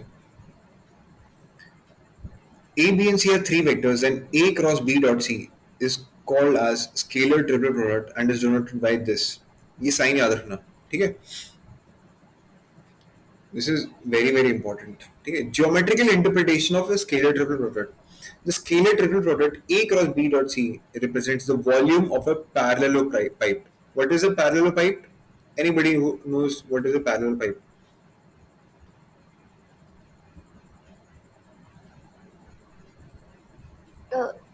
जैसे वो क्यूब को थोड़ा सा टेढ़ा कर देते हैं। टेढ़ा कर देते हैं.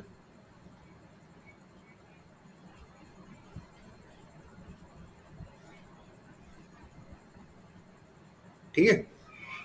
So this is A, this is B, and this is B, and this is your C. ठीक है. उस साइड भी लिख सकता हूँ मैं वैसे. This is C. तो इसकी जो वॉल्यूम निकलती है इस पैरेललोपाइप की, कोटर्मिनस एजेस है ना, कोटर्मिनस हो गए A, B and C. तो वो कैसे निकलती है? वो निकलती है A cross B dot C, which is a scalar triple product. और scalar triple product क्या है? Is nothing but the determinant. ऐसे निकल जाता है, सिंपल सी बात है. ठीक है. ये इसका ज्योमेट्रिकल इंटरप्रिटेशन है. तो अब इसको ना आपको ध्यान देना है, दो चीज से ध्यान देना है. क्या आपको डिटर्मिनेंट निकालना आता था? आपको पता है डिटर्मिनेंट में अगर आप कोई भी दो रोज कुछ इंटरचेंज करते हो तो नेगेटिव साइन आ जाता है. कोई भी दो रोज को इंटरचेंज करते हो, एनी टू रोज या कॉलम्स, है ना. लेकिन अगर आपने जैसे ए बी और सी लिखा है, आपने ए और बी को इंटरचेंज कर दिया, बी ए सी कर दिया, तो नेगेटिव साइन आ जाएगा.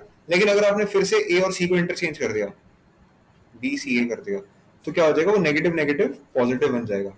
ठीक है. तो ये वाली वैल्यू और ये वाली वैल्यू सेम रहेगी.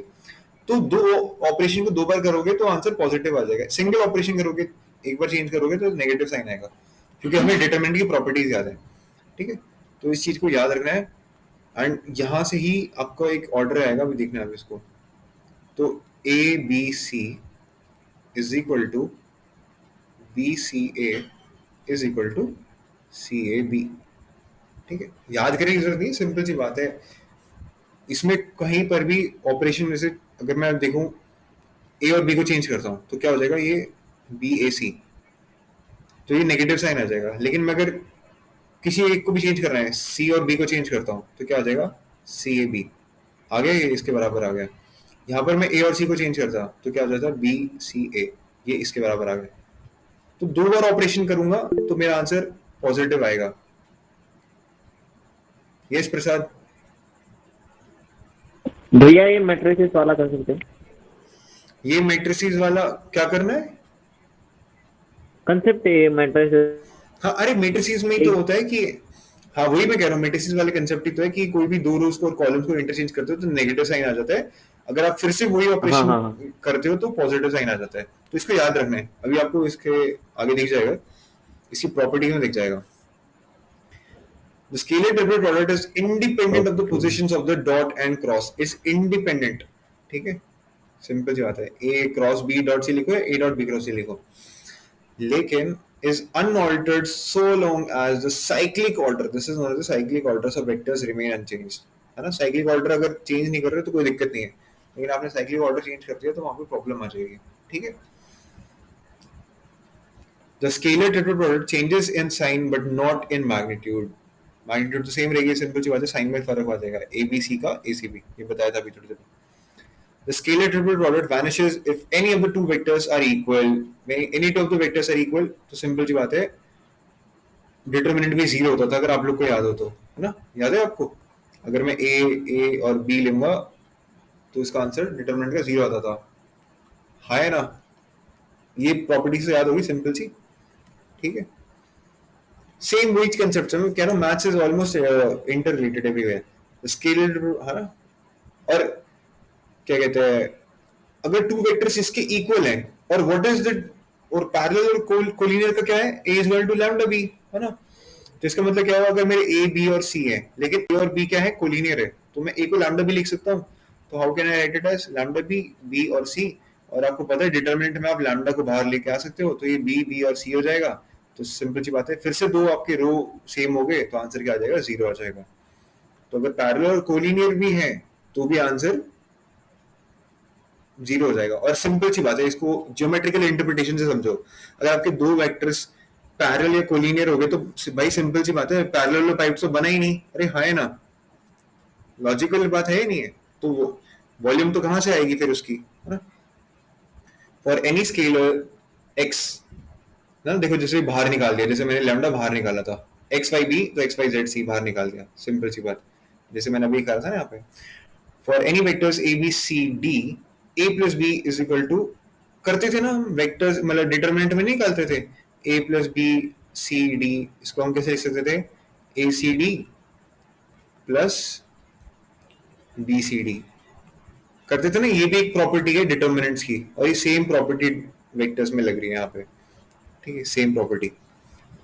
The scalar triple product of cyclic components I, J and K is 1. It's very simple, इसमें कोई बड़ी बात नहीं है, ठीक है, क्योंकि यूनिट है तो उसका मतलब उसकी जो वॉल्यूम बनेगी पैरेलल पाइप की, वो भी यूनिट ही रहती है, कोई बड़ी बात नहीं है।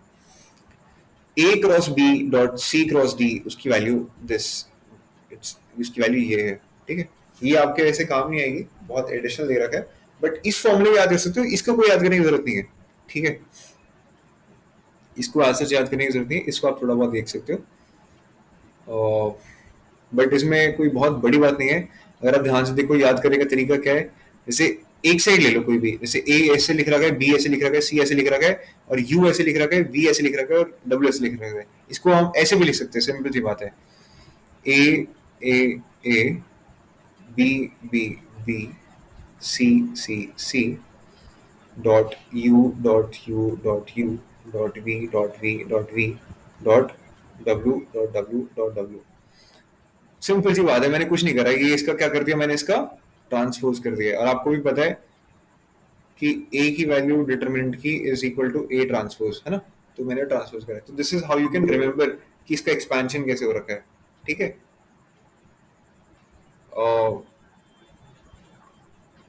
यार देखो, जाना है क्या आप लोगों को कहीं पे, अगर आप लोग को जाना है तो I can finish it at scalar triple product, और एक क्वेश्चन खत्म करा के आज हम क्लास खत्म कर सकते हैं।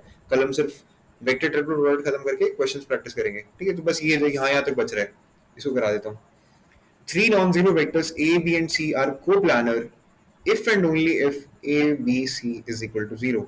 सिंपल सी बात है, पैरेलल पाइप का एरिया नहीं बनेगा, वॉल्यूम नहीं बनेगा, sorry. 4 points A, B, C, D with position vectors A, B, C, D and D respectively are coplanar if and only if, है ना। देखो ये तो सिंपल सी बात थी, पोजीशन वेक्टर्स के टर्म्स में करा था, तो हमने कोई एक पॉइंट के टर्म्स में ले लिया, ठीक है। तो B माइनस ए, C माइनस ए, D माइनस ए कर लो, या फिर क्या कहते हैं, अच्छा ए के टर्म्स में करा ना, हाँ तो ऐसे भी कर सकते हो। दिस इज इम्पोर्टेंट, बहुत बड़ी बात नहीं है, तो मैं आपको पहले बता चुका हूँ पोजीशन वेक्टर वाली कहानी। तो volume of parallel pipe with 3 co-terminus edges A, B and C is this, ये तो geometrical interpretation में पढ़ा था। Volume of a prism on a triangular base with 3 co-terminus edges is 1/2, of a tetrahedron is 1/6, ठीक है। and ये बस पूरा 8th वाला पॉइंट समझ नहीं आया। ये वाला ये पैरेलल रूप पे फिट कौन सा वाला, volume of parallel pipe with 3 co-terminus edges, Kritika यही तो था अभी ज्योमेट्रिकल इंटरप्रिटेशन में, यही तो बताया था मैंने। What is this this is nothing but the volume of a parallel pipe whose co-terminus edges are ABC। वही उसने सेम पॉइंट दोबारा लिख दिया, 8 पॉइंट, ठीक है। Volume of a prism on a triangular base with 3 co-terminus edges is this, volume of a tetrahedron, ठीक है।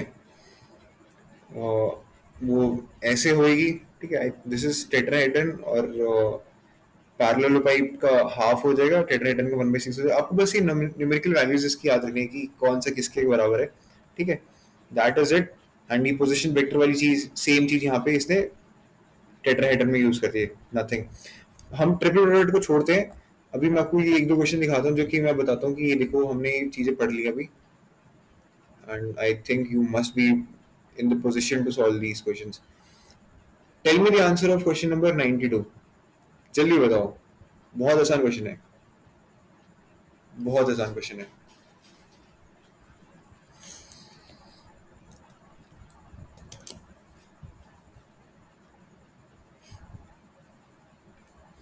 What is A cross B, उसकी वैल्यू पुट कर दो। वो क्रॉस प्रोडक्ट है ए डॉट बी। ए,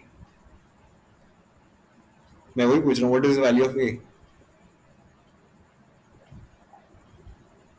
ए की वैल्यू 3 आ रही है। हाँ 3 आ रही है। और किसी की 4 5 6 आ रही है, बोल दो आ रही है 4 5 6। देखो this is very very easy मेरा क्वेश्चन। 3 आ रही है। 3 आ रही है, सबकी 3 आ रही है। What is this? ये एक प्रॉपर्टी भी होती है, ठीक है। This is nothing but A square B square, मतलब ए मैग्नीट्यूड उसके बी मैग्नीट्यूड, ये इस पूरी की प्रॉपर्टी, इसकी पूरी की वैल्यू ये होती है, ठीक है।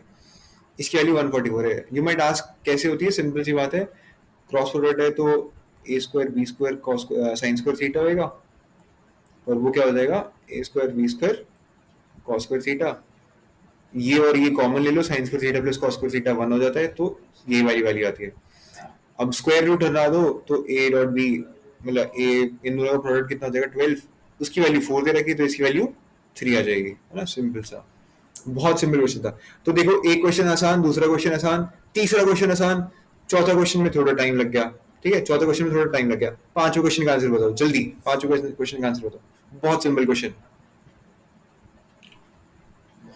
ये आपके 2023 के अभी के तो सितंबर वाला एग्जाम है, उसके क्वेश्चन पे 5 क्वेश्चन है, और मैंने आपको दिखा दिए 3 क्वेश्चन तो हल्के हल्के क्वेश्चन है, लल्लू क्वेश्चन, जिसमें पेन भी रखने की जरूरत नहीं है। क्या बी बी बी? और बताओ। देखो अभी मैंने बताया था, the number of unit vectors perpendicular to both A and B is only one, answer is wrong. हमने देखा था एक एन कैप था और एक माइनस एन कैप था, तो इसका आंसर क्या आएगा? 1 नहीं आता, इसका आंसर 2 होता है। और एंगल बिटवीन द वेक्टर्स कैसे निकालेंगे? सिंपल सी बात थी, हम ए डॉट बी अपॉन ये वाला सीन कर लेंगे, है ना। तो ए डॉट बी करेंगे तो 1 को 0 से मल्टीप्लाई करेंगे, this is 0, that is again 0, that is 1 divided by magnitude लो तो this is √2, that is √2, this is nothing but 1/2। cos theta की वैल्यू 1/2 कहाँ पे होती है? 60 डिग्री पे। 60 डिग्री इज नथिंग बट π/3, तो this is correct, this is option 2। तो हमने 5 क्वेश्चन देखे आपके अभी वाले, और देखे हमने कि सारे के सारे दे वर डूएबल। हर एक पेपर में आपको क्वेश्चन दिखाऊंगा, मैं दिखाऊंगा they are very easy and doable.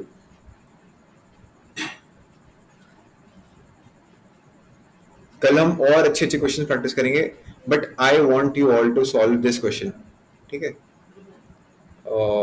65 and 66 question करके दिखाओ, उसके बाद हम will wrap up this class, ठीक है। बट 65 करो, 65 करो।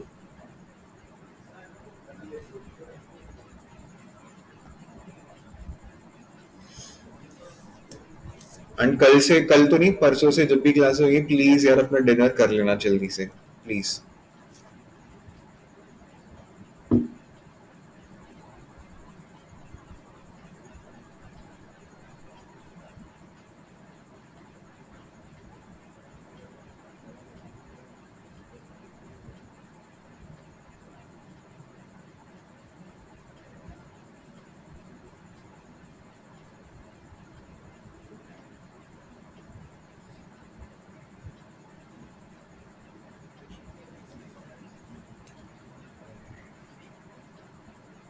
आया आंसर?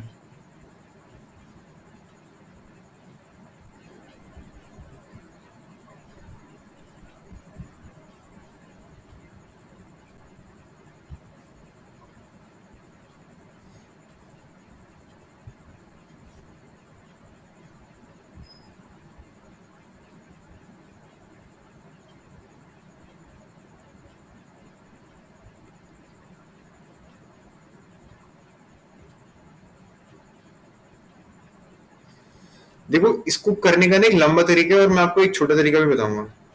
छोटा तरीका इन द सेंस कि थोड़ा दिमाग लगाने वाला तरीका बताऊंगा। आप सॉल्व कर रहे हो? साक्षी, छवि, कृतिका, आत्मज, प्रसाद, अरे सॉल्व कर रहे हो क्या? हाँ भैया। करो करो करो।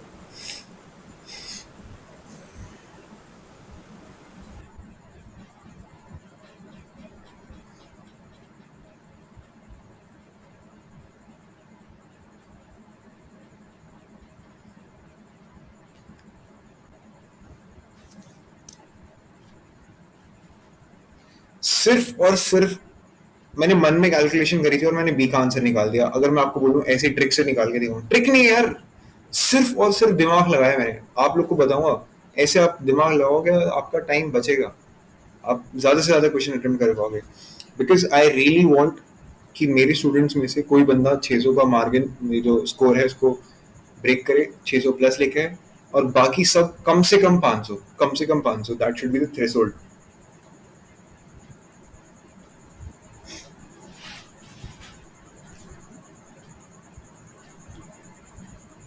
They should not take that much time here.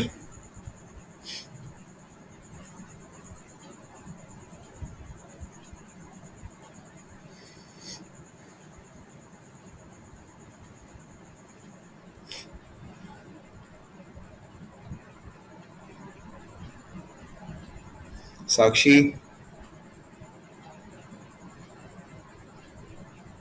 भैया कैलकुलेशन अच्छा ज्यादा है इसमें। चलो अब मैं बताऊं, आप लोग बोलोगे यार अब तो हैरान हो आप जाओगे यार बता इसमें। दो शॉर्ट वाला। हाँ, आप लोग बोलोगे यार कैलकुलेशन तो थी नहीं, इसमें दिमाग लगाना था। और आप किसी भी कोचिंग इंस्टीट्यूट पे जाके देखना, कोई बंदा होगा शायद जो इतना दिमाग लगाएगा। मैं से खुद की तारीफ नहीं कर रहा, बट ऑब्वियस सी बात है कि मैंने थोड़ा दिमाग लगाया इसमें, ठीक है। ध्यान से देखो सबके सब, ए में आई जे के है, सी में जे और के है। ऑप्शन बी जो है, मतलब जो बी का है, उसमें सब में आई जे के वैल्यूज लिख रखी है, तीनों अब यूनिट वेक्टर्स लिख रखे हैं। बट अब एक इसको चीज नोटिस करो, उसने क्या लिख रखा है कि ए क्रॉस बी, इसका मतलब ए क्रॉस बी का जो परपेंडिकुलर वेक्टर है, मतलब ए क्रॉस बी जो हमने करा है, जो वेक्टर है, दैट इज सी। 9c का मतलब क्या हुआ? अरे लैम्डा सी हो गया, मतलब एक मैग्नीट्यूड, मतलब एक स्केलर से मल्टीप्लाई कर रखा है। इसका मतलब क्या हो गया कि जब मैं ए क्रॉस बी करूंगा तो मेरा जो आई कंपोनेंट है वो क्या आएगा? 0। अरे हाँ है ना, क्योंकि यहाँ पे तो आई कंपोनेंट 0 है ना। समझ में आया या नहीं आया? अरे समझ में आया नहीं आया बताओ, जो मैंने बात बताई अभी सबको समझ में आया? जब समझ में नहीं आया तो बता देना मेरे को। तो मुझे कुछ नहीं करना, मैं पेन तक भी नहीं रखूंगा। मैं क्या करूंगा, मन मन में, आपको पता है, ये आपको एक्सप्लेन करने के लिए कर रहा हूँ। प्रसाद माइक ऑफ कर लो, अरे जिसका भी माइक ऑफ कर लो। आपको मैं एक्सप्लेन करने के लिए बता रहा हूँ, बट ये मैंने कैलकुलेशन मन में करी है। आई जे के होता है, और आपको पता है ऐसे लिखा होता है ना, A1 A2 A3 B1 B2 B3। और मुझे पता है अगर आई कंपोनेंट 0 आना है तो इसका मतलब मुझे क्या करना है, A2 B3 minus B2 A3, इसकी वैल्यू 0 होनी चाहिए। तो A2 और A3 की वैल्यू तो 3 और 3 है, तो मुझे किससे मल्टीप्लाई करूंगा? यहाँ पे दो वैल्यूज कौन सी होनी चाहिए कि मेरा आंसर 0 आए? तो अगर मैं 4 और 2 लेता हूं तो मेरा आंसर क्या आएगा? 6 माइनस 12, नहीं आ रहा 0। 2 और 2 लेता हूं मैं तो मेरा आंसर 0 आएगा। बाकी किसी भी ऑप्शन में आंसर 0 नहीं आएगा। मैंने कुछ भी एक्सपेंड, कोई भी दिमाग इसके अलावा कुछ नहीं लगाया। मैंने बी की वैल्यू ये भी नहीं ली, मैंने B1 आई कैप प्लस B2 जे कैप, बाकी जगह पे यही करके सॉल्व करा हुआ है। मैंने सिर्फ और सिर्फ ये दिमाग लगाया कि भाई यहाँ पे तो आई कैप की वैल्यू जो है, कॉम्पोनेंट की वैल्यू 0 है, और वो आंसर सिर्फ इसी ऑप्शन से सेटिस्फाई होगा। पहले बताओ आया कि नहीं आया? मजा आया कि इतना लंबा सवाल को भी हमने सिर्फ और सिर्फ 5 सेकंड बोलूंगा। अगर मैं बोलूं सीधा कि आई कंपोनेंट हटाना है तो सिर्फ और सिर्फ मुझे 2 वैल्यूज देखनी थी मुझे उसकी। कृतिका, साक्षी, छवि, आत्मज, समझ में आया? आप खुद चेक करके देख लेना आप, बाकी किसी ऑप्शन में आंसर ही नहीं आएगा। हाँ जी भैया। है ना? हाँ प्रसाद।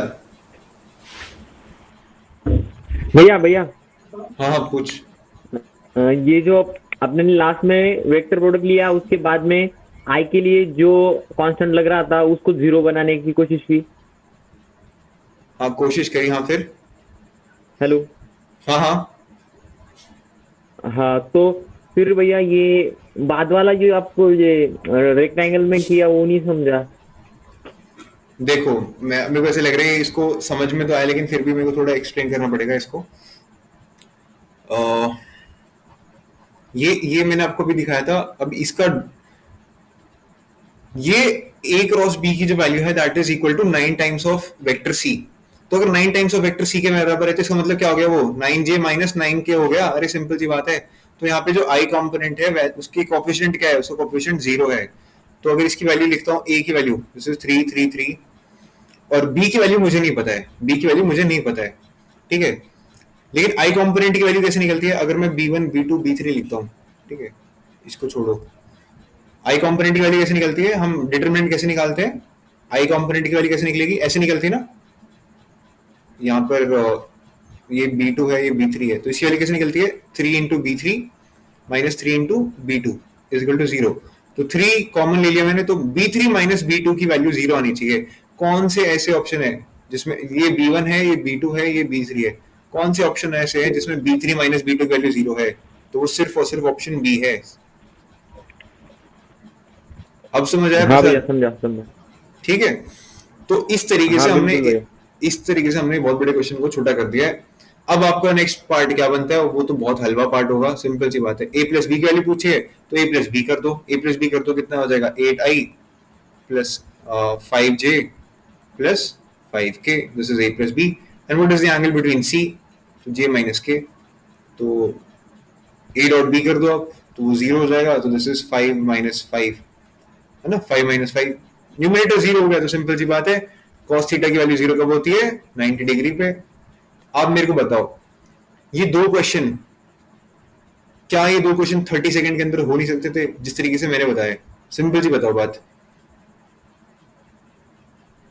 पॉसिबल है या नहीं है? हर एक क्वेश्चन मैं बता रहा हूं आप लोगों को, कहीं ना कहीं अगर आप लॉन्ग वे में से भी करो ना, देखो अगर आप बी को पूरे एक्सपैंड करके ऐसे करते तो I think not more than 2 minutes नहीं लगने चाहिए थे। ये तो बहुत हलवा क्वेश्चन था, ये सेकंड पार्ट तो बहुत इजी था, ठीक है। तो that is what I am trying to teach you यार, कि थोड़ा लॉजिकल तरीके से चल के देखो। आप टेक्स्ट बुक मेथड से मत चलो, थोड़ा आसानी से करोगे। एंड खुशी होती है यार जब आप क्रिएटिव तरीके से आप आंसर निकाल के देखते हो, है ना। तो with that set I will terminate the class. कल हम इससे आगे कंटिन्यू करेंगे।